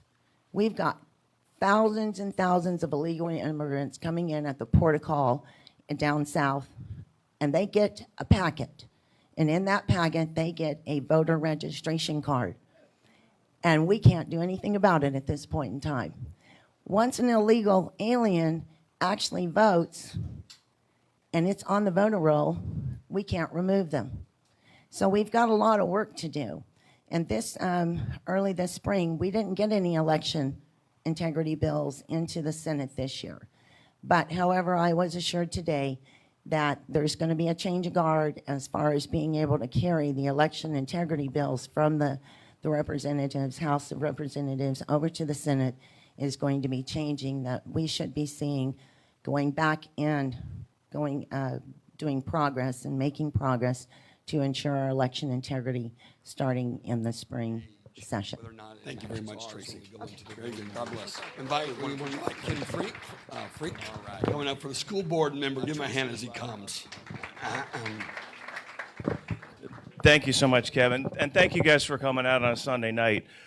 Kevin, I didn't want to say this to you last week when we spoke and you postponed it, but on behalf of my lovely wife, Cindy, and Hurricane Debbie, we celebrated our 1-year anniversary last Sunday. So we're doing other things. So thank you. But so I'm one of 4 candidates for the Citrus County School Board District 2, which is basically Crystal River all the way up to the county line over to Pine Ridge, essentially. It is a nonpartisan position. So unlike the other candidates that you spoke to so far, I have to get, or one of us has to get 50% of the votes to be finished in August. If not, we go to what's called a runoff. So 2 of us would go to a runoff in November. So fingers crossed, sorry. I had surgery last couple weeks, so this is not some weird jewelry. So this is just. But anyways, so a little bit about the school board. And Jason was up here earlier. He's running for superintendent. The superintendent is elected, and the school board is elected. The superintendent's job is more part of the operational end of things. He's the day-to-day operations. The school board is elected to set policy. And by Florida statute and by our Constitution, the school board is made up of 5 members of the electorate. And I think the whole concept there is to have a broad spectrum of people out there with differing opinions. I think I bring something to the school board that they haven't had in a long time, and I'll talk about that in a minute. And I think I'm your number one choice. First, I'm a lifelong Republican. My whole family's Republicans. My daughter's a Republican, and she survived the University of Central Florida, and she's still a Republican, so that's good. So I think I did a really good job with that. In my opinion, I believe I'm the most conservative of all the candidates that are up there. I'm a near lifelong resident of Citrus County. We moved here when I was in 5th grade to Crystal River in 1976. So I've been here a long time. We hear about all this growth. I watched this county go from 40,000 to 160,000 people, what seems like overnight, and it's just it's not slowing down. So I've assisted the county through various positions in dealing with this growth, and I'll talk about that in a minute. And I'm one of the candidates for the school board, or the candidate for the school board that's going to get ahead of this growth. My entire family's gone through the school system. I've got 4 generations of us that's been part of it. Starting from my mom, who graduated from WTI at the time, WTI. I graduated, my brother, my sister. My brother was ex-school resource officer, so my sister graduated. And I got a bunch of nephews and nieces and a soon-to-be grandchild, we don't know what the gender is yet, that'll be entering the school system. I've had a tremendous amount of community service in this county. I was the assistant county administrator for many years, and my last position was I was the city manager for Crystal River. So if anybody's been in Crystal River in the past 5 years and seen the kind of the resurgence of downtown, that's something that's under my watch. Unfortunately, when you fall in love and marry a city councilwoman, one of us had to step down, so that's her fault over there. So. But in those roles and other roles in my life, I have been very detailed in setting policy and managing extremely large budgets, up in the hundreds of millions of dollars. Our budget for our school board right now is $330 million. So you really need somebody up there on the school board that understands big budgets. I have developed budgets, presented budgets, defended them, and the biggest thing is held accountable to my budgets over the years. So that is something that I've done with the city manager, with the county. I was down at Swiftmud for a long time. I know how to put those things together. I'm a licensed civil engineer, so that there's nobody that's on that school board right now with a technical background, because we're getting ready to go through all this growth, folks. And when our staff and the school board staff comes forward with a $50 million school, I'm the kind of guy that can ask the tough questions. It's like, do we really need this, $1 million cafeteria? Can we get by with a $500,000 cafeteria? I can see those kind of things. I know how to look for that. I'm a father of a kid in the school system. I mentioned that, my daughter, Kaya. She graduated in 2020 from the IB program at Lecanto High School. And our school system did such a good job to me and my family, especially my kid. She was bored stiff at college. So I've received the endorsement from the Citrus County Chronicle. My favorite endorsement was from my 6th grade school teacher. Yes, well, there's a little more to it. It's Ginger Bryant. Ginger right now is the school board member in my seat that I'm going for. She's retiring. Both her and Sam Himmel said, hey, we need you on the school board, Ken. So they both asked me to get up there. So she's endorsed me, and I always kid around and tell her, Ginger, you're the reason I'm not in jail. And the reason I say that, I was in a bad class in 6th grade, just heading down a really bad road, a constant presence in the principal's office, and we'll stop at that. But my parents interceded and got me in Ginger's class, and folks, my life just went like this, and it was all for the better, and it was all from one teacher. So I know the value of a good teacher and taking care of our teachers. Mayor Joe Meek from Crystal River, he's endorsed me, and one of my favorite ones, he's in the audience tonight. Thank you, John Labriola. So as part of the Citrus Crusader, I received your recommendation. I appreciate that, and I think you just appreciate my conservative values. So what guides me? Number one is my conservative values. I was always look up above decisions that I make, and I want to make sure that we don't allow our school systems across this country are under attack by non-conservative values. And I will go to the mat keeping that crap out of our school system. I can promise you that. So, number two is our parents and our students. I look at them as our customers. You go into an Apple store, and you're the customer. You want to make sure that you're being treated well. So that all ties back to making sure we've got quality teachers that are well paid and want to be there at work. And last is the taxpayers. It's you all. I mean, we have one of the largest budgets, and if you look at your tax bill and look how much money you spend on your school system, you really need somebody up there that's going to watch those dollars, and I will do that for you. So what are my big priorities? Number one, I want to stick to the basics. Reading, writing, and arithmetic. That's the biggest thing I see is we've really ventured off, and I'd like to bring things back to, what we all grew up with. Number two is Mr. Kuhn had mentioned this earlier, is creating career tracks that are not for college kids. Now, what I see in the school system is we've got a lot of that. We've got a construction academy, we've got a health academy, we've got an environmental science academy. What I'm going to do is I'm going to bridge the gap between the school and the workforce out there, and make sure those two folks are talking, because right now we're not doing a good job of explaining to the workforce, what we have available in the schools, and with the schools not looking at what the workforce really needs. Because, like I said, I'm a civil engineer. We hire drafters. That's what I do. There's a wonderful drafting program at Citrus High School and Crystal River High School, and it's a really good stepping stone for college. It's a really good tool to have. But these kids are unemployable coming out of these programs because they're not learning the things like the Florida Administrative Code and the Florida Building Code to where they can actually be productive in the workforce. So I think just a conversation with the industry and whatever this particular program is much needed.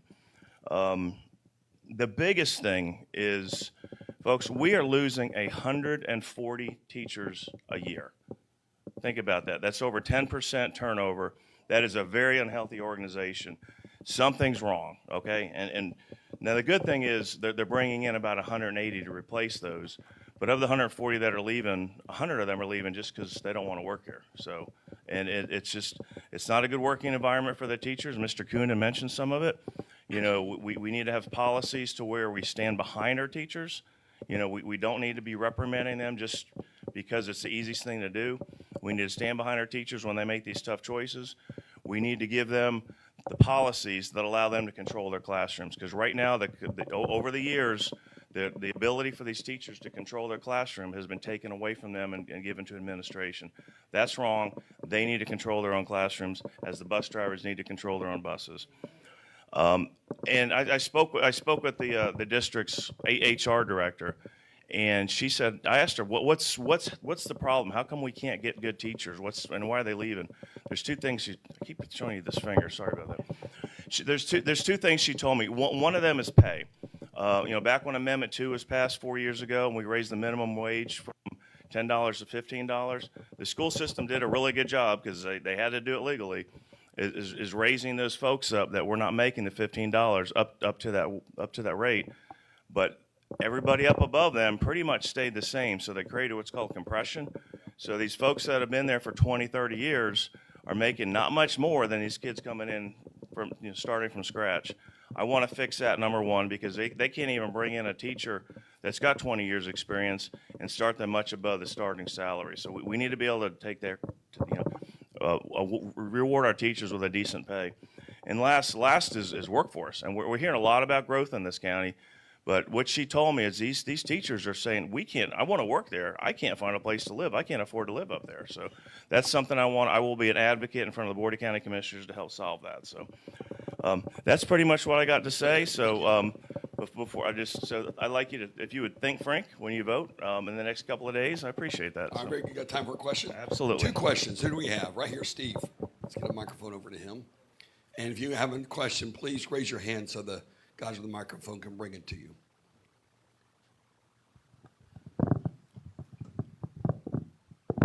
Great, thank you. Listen, thank you so much for being here tonight. And thank you for all your service and your various roles that you've had. A question for you. Do you have any professional classroom experience? Specifically in the classroom, no, Yes, I do sir. not. Okay. No, I do not. And let me respond to that. We have a teacher up on the school board now, and the school board should be a broad brush spectrum of the community, not just teachers. So, but the one thing about me is you'll find is I'm a good listener, and I can go out there, hear what's going on, and form opinions after a lot of careful thought, and bring policy changes and policies to the school board, based on that. So I don't think classroom experience is so much necessary for somebody that's on the school board. Now, for superintendent, absolutely yes. All right, very good. Another question? Right here.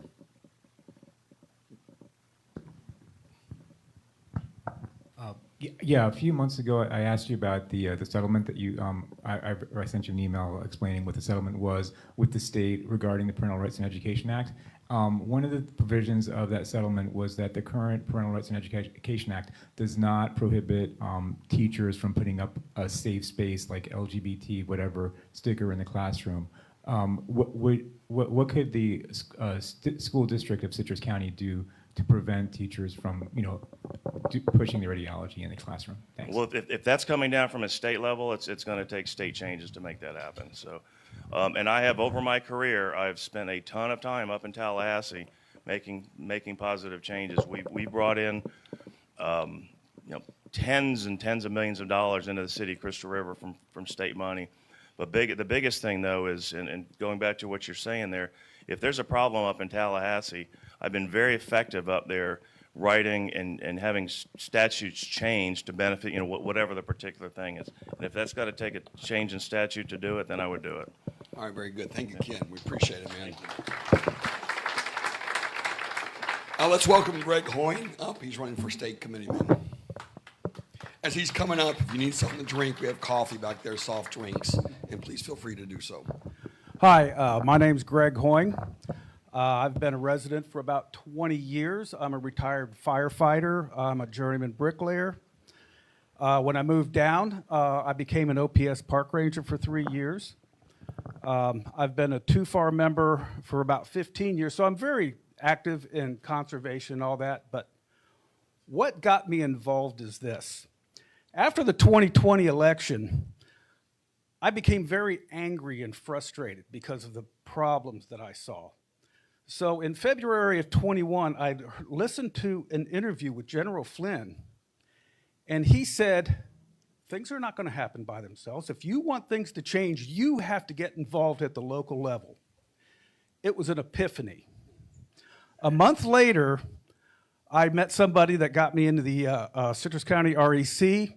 For the past year and a half, I've been the 400 Precinct Caucus Chair. I took that job, and this is the 400th precinct, by the way. So anyways, I took that job very seriously, and I started going to the RPOF quarterly meetings and sitting in on these committees, taking notes and writing reports to all the members. And after about a year, I became very angry and frustrated because what I found was, I think the vast majority of the committee people throughout the state are very good, Christian, hardworking people that want to do the right thing. But there's a pretty good amount of them that are what we call rhinos. Okay, we all know what that is. Unfortunately, these rhinos, a lot of them are in our leadership. And I'm going to give you an example of how bad it is. Our current chairman, who happens to be also the chair of the Leon County REC, where Tallahassee is, works for the Ramba Consulting Group. The Ramba Consulting Group is the biggest lobbying organization in the state. They work for Republicans, Democrats, who's ever got money. They also control over 200 PACs A lot of these PACs are dark money. Dark money is exactly what it is. We don't know where it comes from. It could be Soros money. It could be Zuckerbucks. We don't know. Nobody knows. Unfortunately, a lot of this dark money is also what funded the Amendment 4 that's on the ballot. Governor DeSantis passed some good abortion laws, but this is going to wipe them out. So getting back to where I'm at, I'm trying to figure out how do we change this? So there's a pretty good amount of the committee people that a lot of them still have to be elected. Tracy's part of this. And we're forming a organization to fight back. The RPOF has a reset in February where everything gets reset. The chairman, all the committees, everything.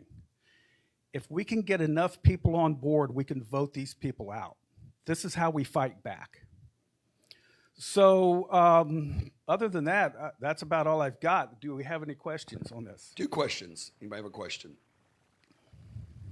He's here. God bless. Very good. Well, Greg, thank you very much. He's here. God bless.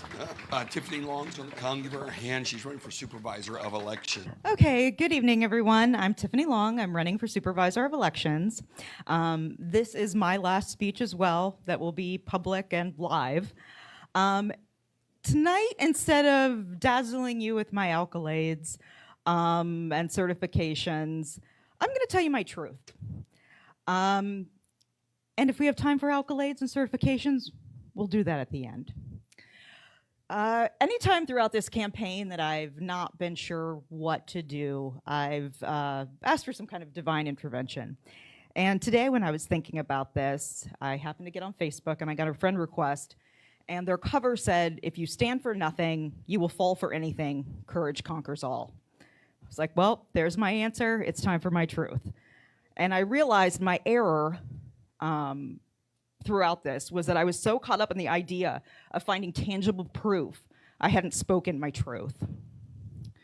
So tonight, I'm not asking you, the voters, to trust me, but rather that I am trusting you to listen to my truth and do your due diligence. Before I started working at the SOE office, I was the secretary for 2 terms for the REC. I had gone into the office. I had seen the current supervisor, always very pleasant, always very nice.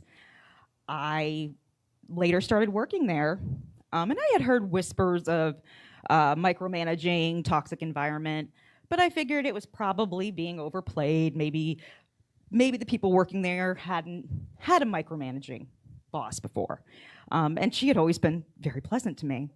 So I started working there, and it was so much worse, so toxic, talking about peers to one another, yelling at members, locking someone out of a room and laughing at them with election workers.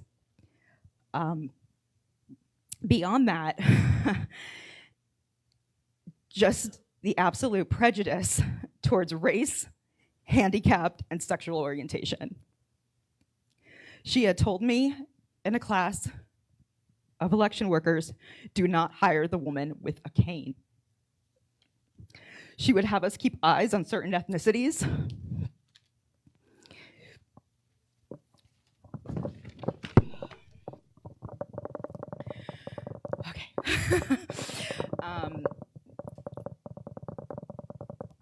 So the question was asked to me afterwards. I was like, what can we do about this? What can be done? I spoke to other employees, past employees, and they said we went to county HR, and she's an elected official. They can't do anything. You have your own HR. The HR in that office is a sham. Everything goes, it's just a direct line to the supervisor. So I decided to run. I spoke to no less than 5 employees there, and I said, is this something I can do? I feel that this is something I can do. You've been there longer. You've seen me work. You know what I'm capable of. Is this something that I can do? And they all agreed. The turnover rate is 70% for the last 2 years. last 2 years, not her whole term. I'm just, because there's always a change of guard. So I'm giving, otherwise it's closer to 130. So we'll just go with the 70%, which, and I have to apologize, Ken, anytime I've heard you say 10%, I smile because it seems so insignificant a number compared to 70%.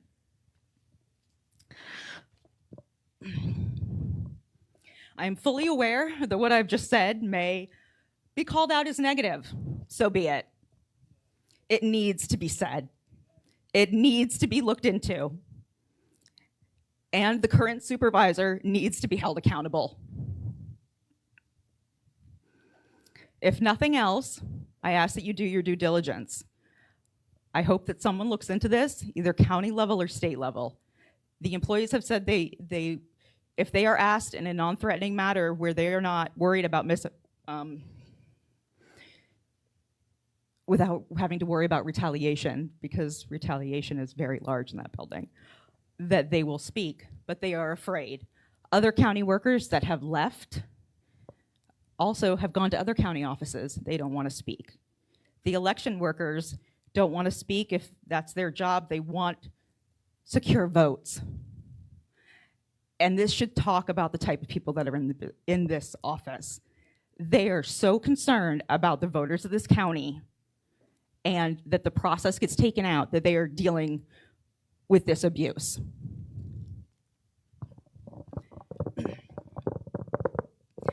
Also, a lot of people support her, and I realize that, but you will never find an ex-employee that worked under her talk about her. It just doesn't happen. They might not be out there spreading their truth, but I guarantee they're not talking about what a great boss she is. I have a question for you, and correct me if I'm wrong. The current supervisor elections, are you running against her or is she retiring? No, I'm running against her. You're running against her. Okay, thank you very much. Yes. All right, anybody, 2 questions. Yes, right here, and then Mary. Oh, I'm sorry. Listen, if I don't get to you because I saw Mary's hand second, Tiffany will be available for you to talk afterward. Go ahead. Florida statute allows the SOE to investigate all instances of fraud and fraudulent registrations. The current SOE has failed to do so on a couple of different occasions that have been brought to her attention. Are there going to be any sacred cows in your administration? Any what? Sacred cows, you know, the politically connected, the good old boys. Oh, elected officials well, that violate the law. I think it's clear by the fact that the Chronicle barely ran anything on me and forgot about me. I'm not a good old boy. I've been here since '91, but I think we can all agree on that. I actually looked into the threatening emails. There was a newspaper article in February of 2022 because when I talked about the turnover rate, the first thing people were saying was, oh no, the employees are afraid for their lives. And I'm like, really? Where'd you hear that from? So I found the article. I then went and did the public requests. They were not threatening. Maybe a little over exuberant, but they were concerned about the election, and that's her job. It's her job to answer those questions. And there was nothing threatening. And if anybody, she said their families too.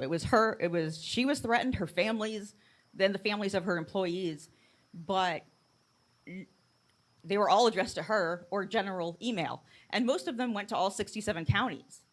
So it was a blatant lie. I called the Chronicle and I said, did you actually research this?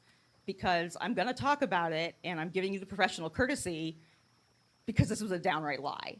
And they said, well, no, she's an elected official. We kind of just went with it. And knowing full well, I sent everything over to them and they still didn't do anything about it. I don't know if any of you are on Facebook. I posted one of the letters from one of the employees that had stepped down. And I'd given them that as well. I had gone to no less than we only have 2 people that really do media here. And I had gone to them as well. And they didn't care either. So there is just so much, so much currently wrong with that office. And so no, I play things by the book. I've been doing nothing but study the Florida state statutes, the administrative code, the sunshine laws, anything I can get my hands on before getting in there. The current supervisor likes to tout her certifications, but you can only get those certifications once you've been elected or if you're in the office and she signs off on it. So there's absolutely no way I could have those. So I took courses on securing digital democracy, workplace civility, because I knew I'd probably need to know a little bit more about that to fix the problem that was in there. But I think I answered your question. I have no intention of hiring people based on anything but their qualifications. Very good. All right, Mary. Hi, Tiffany. I want to ask you, can you explain what happened with Maureen Baird and Jesse Rumsom, how that she took him off the ballot? Can you explain that? Thank you. Yes. Okay. So what a lot of people don't know is I was the one that actually found that Jesse's paperwork is missing the check mark. He knows. It's not like a secret between us. But because I found it, I couldn't do nothing with it. I didn't think I had actually spoken to a lawyer beforehand, and he told me it's immaterial. But I had this piece of information now. What am I going to do with it? So I sent it over to him. Never did I think she would actually take him off. It's actually in the supervisor's of elections qualifying manual. And it says on page 2 that after you've been qualified, you cannot be taken off without a court order. And I know that he's been fighting it. And I've said before, it doesn't matter if you were going to vote for him. It matters that this happened. It matters that if it was anybody else, they would have fixed it. I know if, say, Kennard was running, they wouldn't have just been like, CJ's elect now. They would have pushed back, and it would have got more attention. And she blamed her staff. She never once said, that was my mistake. And I feel, like I said, I really feel for those employees because I know the immense amount of stress they're under. And that's why I looked at the paperwork and they posted it, because I knew something was going to get missed. Nothing had gotten missed yet, but I knew it was coming because I know how stressed they are and what kind of pressure they're under. So as far as how she took him off, she decided that she was going to take him off. I believe the case is still open last I checked. Yeah, 2 cases are still Jesse's open. going to update us. Oh, okay. That's Well, very I good. don't have to get into any more than that then. All right, very good. All right. Thank you, Tiffany. I appreciate it. Give her a thank hand. you. Oh, and also, because I didn't get to talk about any of my background, there is some. I do believe I can do this job, and I would do it very well. My website is votelong.com, and I welcome any questions that anyone may have. Thank you very much, Tiffany. Vicki Victoria Smith's running for school board. Give her a hand as she comes. Vicki Victoria Smith. Again, John's back there in the window. He would love to get you a soda. He would love to help you with a coffee. He's looking lonely back there, so make sure you go see him. Thank you, Vicki. Good evening. Thank you again for having me. I'm not going to get into too much details because I've already spoken to you before. And if you have any questions, you can ask me, but you can always ask me afterwards because I don't want to take up too much of your time already. So just a reminder, I have been a teacher for 25 years, and this is my 26th year, and we start school tomorrow. I'm very excited to see all my students. And also, I was president of the Citrus County Education Association for 10 years, leading our teachers and our support staff. Also, 12 years, I was helping to make policies, both state and locally. Well, of course, we actually have to have more policies, but I have that experience already. I also helped ensure teachers' salary were increased. Even though there was that compression that happened, our salaries did still improve somewhat. And I was a part of that without suggesting to raise taxes, because I am a conservative and I do not believe we need to raise taxes for that. Instead, I know where we can get the money. I also helped develop state legislature that offered our students opportunities in both career and technical education.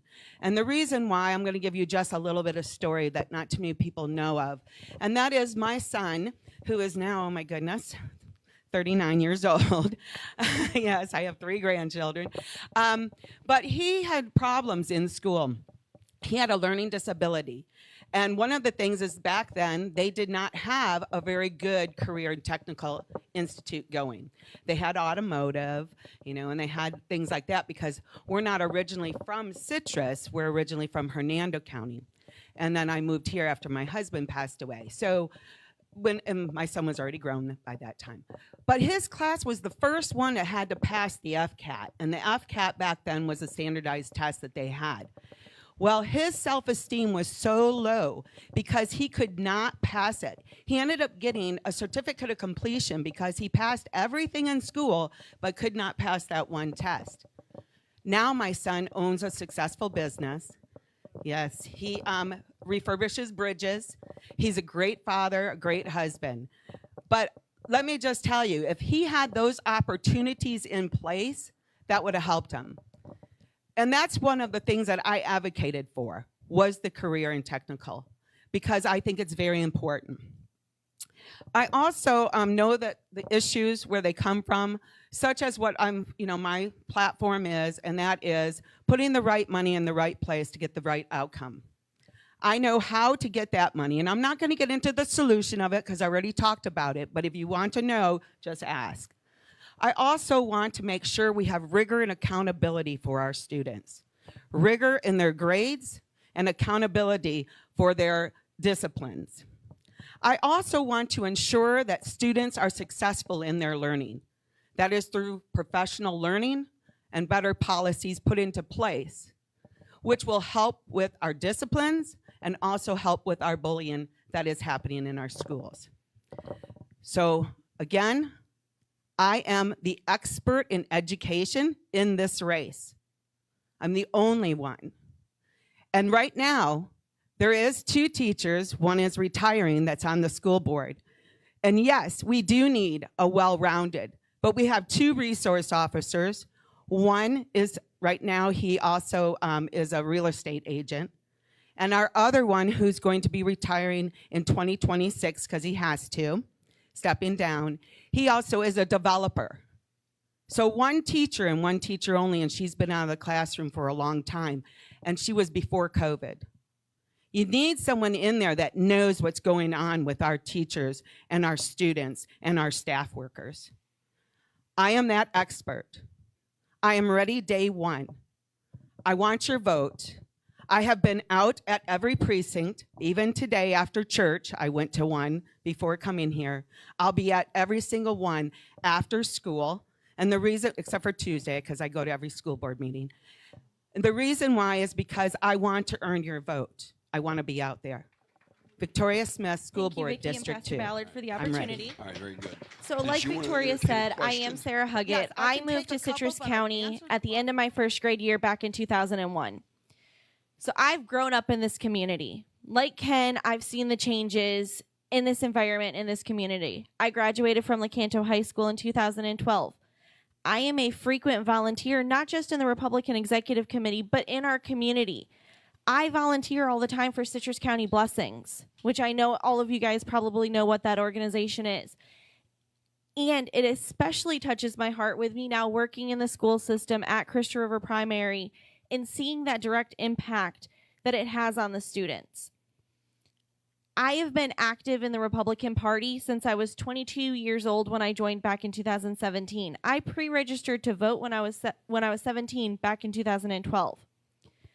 Over the course of the past 8 or 9 years that I've been involved in the party, I've held various positions, not just with our local REC of being part of events and things like that, but also the Florida Young Republicans.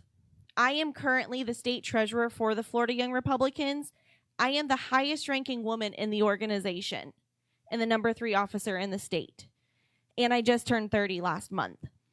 So I have had a lot of political experience under my belt in a very short amount of time. Another thing that I'm very proud of is at the Young Republican National Federation Conference last year in Dallas, Florida was awarded the Most Progress Award. That's not an award that they give lightly. And that is because those of us board members took the Florida Young Republicans from shambles and barely an organization to we now have over 1,200 members across the state. I've also, for my accomplishments, I have been awarded back-to-back Woman of the Year, unanimously elected Woman of the Year from the Florida Young Republicans. However, my favorite title that I've received isn't even an official one. Because of my mentorship and relationships I've built across the state, I have been nicknamed the mom of the Florida YRs. Because they all know, and I'm not a mother, they all know that at any point in time they can call or text me with a question, whether it be their club is going through something that they think only their club has gone through, or they just need somebody to talk to. I'm that person that they reach out to. I already do have some relationships around the state with some of the other REC chairs from around the state or their state committee men or women. If I am honored to be elected your next state committee woman because Avis Craig, our current one, had decided to retire, and that's when I knew it was my time to step up, because for years that I had been sitting in that room, I had heard we needed more young people to step up to the plate. That is why I was the first person to turn in my paperwork for state committee woman to the supervisor of elections office. I respect Avis so much. I prayed on it. I thought about it. And I made the decision I was going to fill out the paperwork and run. And it is a volunteer position. There is no salary for this position. I already dedicate a huge chunk of my time to helping Republicans across the state. And I would continue to do it and continue to fight for each one of you guys. And as Tracy had said when she was speaking, be that liaison for the residents. Because I have lived and breathed this community for over 20 years. So again, Pastor Ballard, thank you for the opportunity, and thank you guys so much. All right, And very so good. That in mind, let's welcome Amber Thomas. Thank you. Everyone be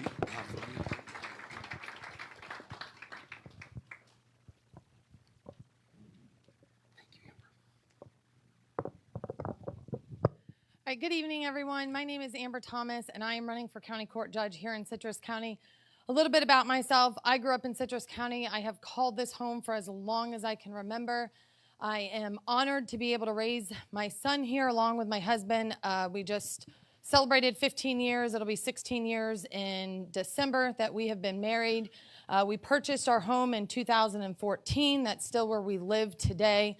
My son is going into his sophomore year at Citrus High School, which is hard for me because I graduated from LeCanto, but my son is into theater. We actually got back about 2:30 this morning because he did a double show yesterday down in Lutz. They did West Side Story. So he is very big into the arts, and me being a sports family, it's all new territory for me, but God definitely has given him a talent and has allowed him to be a light in an industry that Christians are not very big in. So it's actually been a blessing that he has been able to have that talent and to be able to do that. My experience is different than any other judicial candidate that you are going to see. There's actually 4 judicial races on the ballot this year. There's only 1 county court race, which is the one that I'm in, and that's just for Citrus County. The other judicial races are circuit races. That's actually all 5 counties in our circuit are going to vote on that race. And there's 3 of those circuit races that you'll see on your ballot. So a lot of people get confused when they see the county and the circuit, but that's the difference. County is just here. But like I said, my experience is completely different than any of the other judicial candidates that you're going to see. My judicial experience has not been that of a litigator. I have not focused my legal career litigating for one side or the other in the courtroom. My experience has been working side by side with the judges. Now, as a law clerk, a lot of people think you just sit in a law or sit in an office in the corner and do research. And I did do research. I did a lot of research because that's what judges have to do. They have to be up to date on the law. But my judges knew that I wanted to be a judge. They knew that I wanted to be more. And so they gave me additional responsibilities. I have handled motions from the beginning, whether it be a motion to dismiss, all the way to the end, whether it be a motion for summary judgment or whether it be post-conviction, final judgment. If it came in front of the judges, I had my hand on it. I've worked in every area of the law, from criminal to civil, probate, family law, county court level, circuit court level. I have worked side by side with the judges, and not just when they're in the courtroom. I've worked behind the scenes with the judges. A lot of times litigants, they're in the courtroom with the judges, but what happens in the courtroom is just the tip of the iceberg. So much goes on behind the scenes that litigants aren't aware of because they're not seeing what a judge does. I know what the judges do because I've dealt with it. I've dealt with the judges doing preparation and helping them. I've learned to look at cases not from a litigator's side. When you're a litigator, you look at a case to determine what's best for your client. Yes, a good litigator is going to know what their opponent's going to argue so that they can be prepared for it. But at the end of the day, no matter how you sugarcoat it, a litigator's job is to represent their client to the best of their ability. A judge's job is to uphold the law as it's written. You have to look at a case from both sides without making an opinion, without saying, oh yeah, that's right. You look at a case from both sides and then you apply the facts and the evidence that's presented to support the facts with the law, and you make a decision. And that's what I've been doing. I've been writing orders for the judges. Some of my orders that I've written for the judges have actually been published. Doesn't have my name on it, of course, because I'm not a judge. But I've been doing exactly what the judges do. And that's why I'm endorsed by 2 retired judges. I'm endorsed by Patricia Thomas and Curtis Neal. And I'm also endorsed by Angela Vick, who is the current clerk of court. So people that are in the courtroom that knows what it takes to be a successful judge, those are the ones that are endorsing me. And I've worked not only in civil, but also criminal. This seat, based on what Judge Helm, who currently had it before he was appointed to the circuit court, this is going to be a very civil heavy docket based on what the current docket is and based on the other 2 county judges that are currently here. We have Judge Bruce Carney, who's currently running the criminal docket, and then you have Judge Ed Spate, who's going to be next in line in seniority. Both of them have the knowledge, the experience, and most importantly, the seniority to handle a criminal docket. This is going to be civil heavy. There's been a lot of changes in the civil arena. Jurisdiction has gone up to 50,000 recently. I've been working with the current county and circuit judges dealing with these civil changes. I know what's going to happen. I have the working relationship, not just with the clerk's office, but also with the judges. So on day 1, I'll be able to hit the ground running because I know how everything works. Behind the scenes and in the courtroom, I know what goes on because I've helped the judges. I make sure that the judges are prepared when they go into the courtroom. Motions that are written by the litigants, I've looked at them, drafted proposed orders, and given them to the judge. I've been doing the work of a judge for 11 years, and that's why I'm the most qualified for this position, because what this position calls for is what I've been doing for the last 11 years. And so I'm asking for you guys to vote for Amber Thomas, County Court Judge, up to August 17th for early voting, or on August 20th on Election Day. Very good, Thank you very Amber. much. Thank you very much. Appreciate that, yeah. If you have any questions, you have a question? All right. Sorry, didn't mean to take Oh, you're fine. Last Thursday, I was in the courtroom. I watched you work. It seemed like you were running the courtroom. I mean, I observed. I said, I know her. That's Amber. I just met her. She spoke at the club. And I was really impressed with you and the judge. It was like a teamwork. And she was running that courtroom. It's not a question. I just want to say that. Thank you very much. All right. Thank you. All right. Thank you, Amber. Anybody else have a question? We'll take one more. John? The pastor had about your about your judicial philosophy. Can you get into your view on the Constitution and whether it should be strictly interpreted or not? Yeah, so I believe that a judge's job is to uphold the law as it's written. A judge is not there to push their personal agendas, and a judge is not there to create law, especially at the county court level. There is no decision that a county court judge is going to make to create law. That is the legislator's job.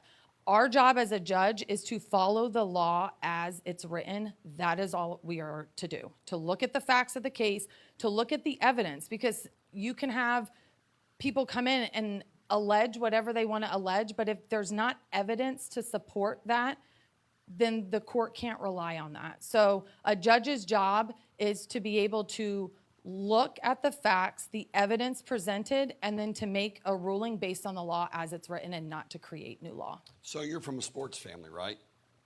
Yes, I grew up playing soccer, and actually, I don't know if anyone has kids here, so I'm going to do a little shameful plug. I'm a member at First Baptist Church of Inverness, and we have upward soccer that we do there. And I have, yeah, woohoo, Vivian. We have actually started that, and over the years we have grown, and I can't even tell you how big it is now, but I started as a coach, and now I'm actually one of the directors of it. Right, so my question to you, baseball, as a judge, Okay. you call balls and strikes, is that right? Yes. Okay, there you go. Yes. That's my question. Thank you very much. Our last candidate is also for county judge, Lisa Yeager. Give her a hand as she comes. I will say good morning. Feels like I've been here so We were long. supposed to have candidates for I'm just kidding. My name is Lisa Yeager, and I am running for county court judge. I guess I will also begin telling you a little bit about myself. I moved to Citrus County in 2001. I am a sixth-generation Floridian, very rare. I'm born and raised in Osceola County. One of the things that, in all honesty, really drew me to Citrus County, the downtown Inverness area reminded me the way downtown Kissimmee used to be. You know, just the hometown feel. You had all the nice little shops around it, and I fell in love. So I've been in this county since 2000. I raised my children here. I have a son. He was friends with Ken Frank's daughter. I've known him for quite a while. This thing is all shaky. He was a 2020 graduate class of Citrus High School. My daughter's a 2022 graduate from Citrus High School. She's currently a senior at the University of Tennessee, which breaks my heart in some ways because I am a Florida Gator, born and raised. I'm a 2000 graduate from the University of Florida College of Law. So when she said, I'm going to Tennessee, it hurt. It hurt. Wait, now, I'm telling you, I grew up. My stepfather's a graduate of UF. I have other family members that, exterior family members that all, went to UF. So, it was ingrained in my soul. So I go up there and I'm visiting my daughter. She says, Mom, we're going to go to a football game. Okay. I couldn't tell you who they played. She pulls out this orange and white checkered sweater. She says, Mom, you can wear my sweater. Now, if anybody has seen the UT and they have those overalls that are orange and white checkered, yeah, my daughter wears those. So she's like, you can wear the sweater. And I'm thinking to myself, there can be no photos of this. Like, there can be. First thing she does, man, takes a picture. She sends it to her father. She goes, look what I got Mom to do. Look, I love my kids, so I guess I'm willing to do just about anything for them. So, this thing is all squeaky. Sorry about that. That's all right. I feel like I'm doing something wrong. So I began my legal career when I graduated from University of Florida in 2000. I moved here to Citrus County. I began working at the state attorney's office. I was at the state attorney's office about 3.5 years. I handled anything from simple misdemeanor crimes, possession, petty theft, all the way up to attempted murders. At the time that I was there originally, we didn't have all these separate divisions like we do now. The one division that we've always had was homicide. That is one area I've never handled. We leave that to our way more seasoned attorneys. I left and went out in private practice. I handled all kinds of different cases. Family law, civil litigation, landlord-tenant, some wills, you name it. I may have had a hand in a little bit of everything. Why? Because when I decided I was absolutely going to law school, one of the things I said was, if I'm doing this, I'm going all the way. I want to be a judge. So when I started practicing, I had been in front of a couple of different judges. Then I went into private practice. I was in front of many more judges. And I would ask them, what are some things that I can do to prepare myself to be a good judge? What can I do to put myself in a position that I would be a good judge? They say, well, number one, Lisa, you can't stay a prosecutor all your life. Do prosecutors make good judges? Yes, they do. There are several out there that's what they've done. But they said, you got to get out there. You need to experience both sides of it. You know, you need to know what it's like to be on the defense side. You know, because most of us out, prosecutors, they're defense attorneys, they're the bad guys. No, they're not. The job of a defense attorney is protecting the constitutional rights. That's what their job is. Are they there to get off their client? Not the good ones. They're protecting their constitutional rights, making sure that the law enforcement, that the state has done everything properly. So I went out, I did defense work, family law, But one of the other things that they said, other than getting out and doing more than just one avenue, get in the courtroom. There's other things you can learn. You cannot replace that courtroom experience. So for 24 years, my entire legal career, I've been in that courtroom. I've argued the cases. And as my opponent said, Ms. Thomas, as a litigator, yes, you look at your side. Good litigators look at both sides. Great litigators look at all the sides, look at the law, and know whether or not the law is in fact on their side before they even go forward. And if you can't do that, you don't need to be in that courtroom. You need to look at everything. You need to anticipate, what is my opponent going to do? Getting in that courtroom gives you the experience that you need. In the more than 100 trials that I've done, I can't tell you a single time during trial that the opposite side stood up and said, "Objection, Your Honor." My opponent hasn't been in a courtroom. How do you know what to do when someone says objection? You got to know what they're objecting to. What's their grounds? How, as the judge, are you going to respond to that? I've handled thousands of cases, thousands. Countless motions. I've drafted them. I've argued them. I've defended them. Courtroom experience means everything. If you haven't been in a courtroom, you don't know how to command a courtroom.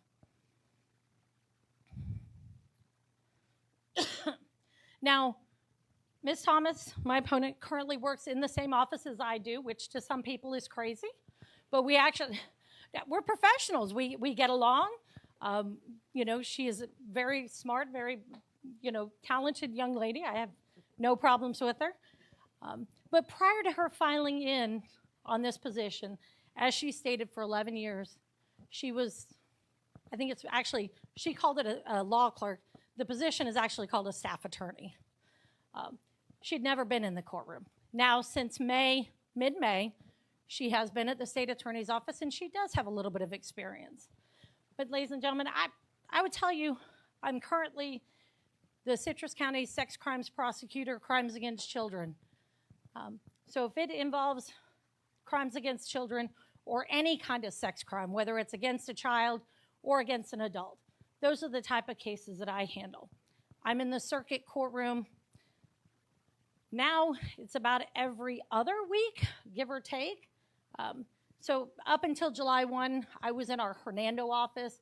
And I could tell you that docket right off the top of my head. I'm still kind of getting used to the Judge Fritton's docket. Now, as far as endorsements, I hated asking for endorsements, but I do have endorsements. Our former sheriff has endorsed me, Jeff Dawsey. I have numerous retired law enforcement officers who have endorsed me. I am also endorsed by our local FOP, District 7. I was told to make sure I say that because it matters. I would state to everyone, courtroom experience is the main difference between my opponent and I. I have 24 years in the courtroom. And ladies and gentlemen, that's why I believe that I am, in fact, the most qualified candidate for this position of county judge. And I would ask for you to come down, whether it's by early voting or on August 20th, Election Day, and cast your ballot. And I would ask for you to cast that ballot for me, Lisa Yeager, for county judge.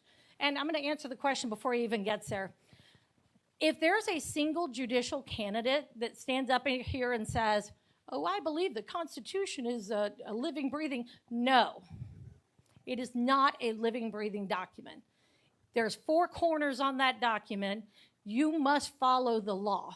The law as it is written, it is not the position of a judge, especially a county court or even a circuit court judge. It's not the position of a judge to change the law. That's why we have legislatures. Whether they do it right or not is a different story, but it's not the job of a judge. So if you hear of a single candidate for judge saying, oh, it's a floating document or it's a living document, that's not somebody that should sit on the bench. Thank you, Lisa. I appreciate it. Very nice. The circuit county judges cannot be here tonight, but Bill is here, right? Why don't you just greet everybody, and tell us about your wife, Erin, okay?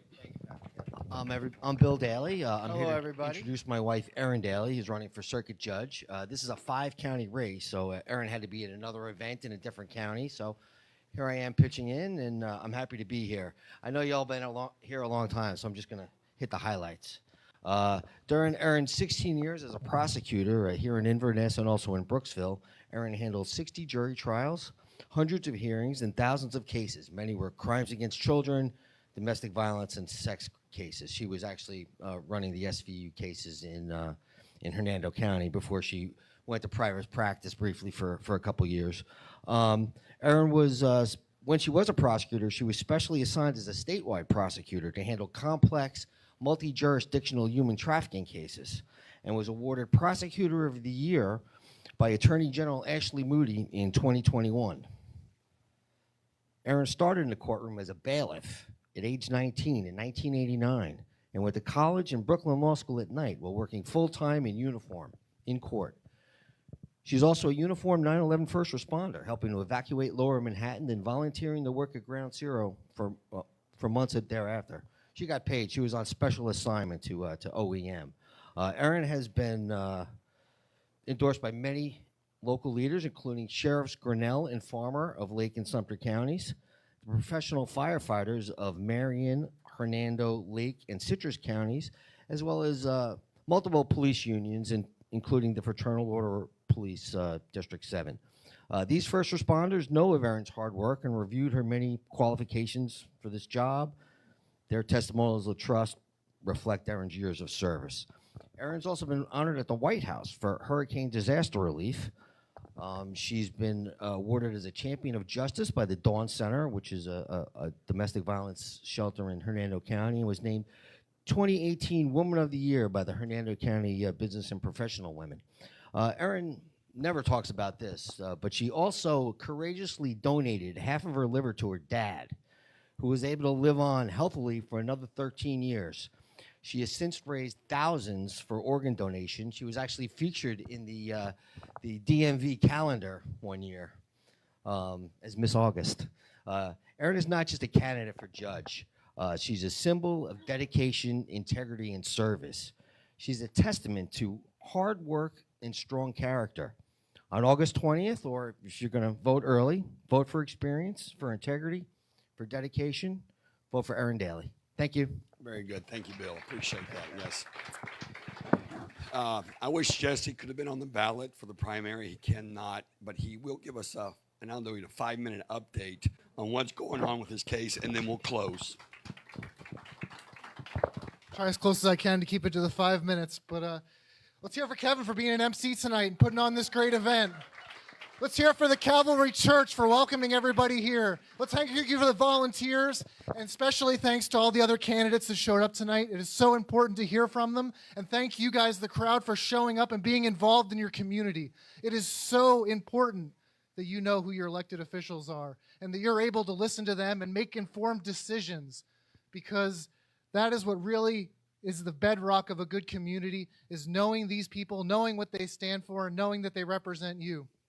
Now, I've lived here my entire life. I'm fourth generation Citrus County, and I love this county. And the amount of growth I've seen in the last 3 years was greater than the amount I've seen over the last 30. And I got into this race because you can see the destruction of our county. You can see the bulldozing of the trees. You can see the overcrowded and the streets that we have to drive on. You can see these new developments going up hither and yon. You can see these rubber stamps from these county commissioners that don't care. All right, we have these overcrowded schools. We have the overcrowded roads. We don't have the infrastructure to support all these new buildings, but they want to put 2,000 new homes every year up in Citrus County. So I got involved because the only thing you can do is get involved. All right, evil triumphs when good men do nothing, so I decided to stand up and put my hat in the ring to fight for you, the people of Citrus County, because I know how important it is to maintain this small town, how rare it is to have these beautiful places in the world. And if we let them destroy it, there is no going back. So I vowed to not increase the taxes. I vowed to stay towards the regulations for building. I loved everything Janet has to say, everything Curtis has said, and I was willing to stand up and fight for you, but the powers that be, the establishment, decided they didn't want me to run. So on the 25th, on the 6th, I filled out all my paperwork. On the 14th, I was certified and guaranteed a place on the ballot. And on the 25th, the supervisor of elections contacted me and told me she was removing me. I told her, you don't have the authority to remove me. You need a court order. Do you know what she said to me? I don't care. So I contacted my election lawyer. I don't know if everybody knows about me, but I have a lot of contact with lawyers. And he came out and he said, this is a misunderstanding. She's breached the law. She's actually in violation of the law. And it is illegal for her to remove you. So we reached out to her. We talked to her attorney. We showed her the documents. We showed her her own handbooks. We showed her the case law. And do you know what she said to me? She said, there are people that won't let me back down. She was being influenced and told she wasn't allowed to put me back on the ballot. So I wanted to ask you guys, who should be able to influence your elected officials to be able to make these unconstitutional and unlawful decisions against candidates that you have the right to vote for? So here I am fighting it. So I sent in on the 1st of last month, I filed an emergency declaration for injunctive relief with the courts, saying she overstepped her bounds. I want my rightful place on the ballot. You know what the judge returned to me and said? You need to specify more clearly why you deserve your constitutional rights. So I knew something was up there, so I wrote a letter to the Supreme Court of Florida, who agreed to hear my case. I reached out to the governor's office, who said, if I win my case, there'll be a special election for me.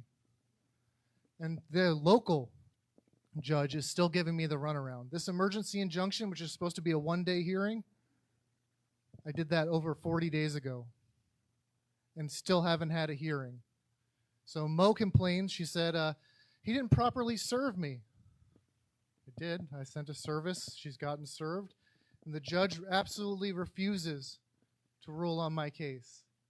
So now if the Supreme Court of Florida, who agreed to hear my case, who read my case and said this is important for case law moving forward, well, if there's any justice left in this country, I will be on the ballot come September, and there will be a special election between me and Holly Davis. And you will be able to put a constitutional, freedom-loving American in that office to represent you, because I will not stop fighting. All right, I fought the federal government, I fought the local government, and I will fight for you to protect this county no matter what. And on that note, I'd like to thank everyone here for showing up. I'm sure that's probably the end of my 5 minutes. And have a good night and God bless. Oh, I got some questions. If you'll let me. I don't know if I'm allowed to take questions. Listen, I'll do 2 questions. Let's start with over here, Brenda, then we'll have you, Billy. Oh, I'm sorry. County Commissioner, seat 5. I'm running against Holly Davis. All right, thank you very much. Billy? Okay, I found out today that what happened to him, it happened all over the state. He is the only one that was removed for the ballot for the little mistake of checking a box. He's the only one removed from the ballot, and Mover did it illegally. All right, thank you very much. Thank you, Jesse. Thank you so much for having me. I appreciate it. Thank you very much. Thank you to everyone that came tonight. Again, I'm sorry for my voice. The candidates will all be here to talk to you after we dismiss. Let me say this before my voice totally gives out. Can you turn me up on number 2, Bart? Bart, can you turn me up on number 2? Curtis mentioned something in his speech about having a 50-year vision. I know where I'll be in 50 years. It won't be here on earth. I'll be in heaven. If you'd like to know how to guarantee your place in heaven, see me afterwards. Let's pray. Father, we love you and just thank you. Again, we thank you for these candidates. We thank you for the effort they put into this. We thank you for sacrificing their lives at home to help make our community a better place. And Lord, their willingness and all the voters here tonight, we're fighting for good government. That's the ultimate goal that we have. And so, Lord, take the speeches that were given tonight and the other speeches from previous times, and also the other candidates and even the incumbents that the citizens have heard, and may they prayerfully consider who they're going to cast their vote for. We thank you for this, and our final prayer is, God bless America. In Jesus' name, amen. God bless you.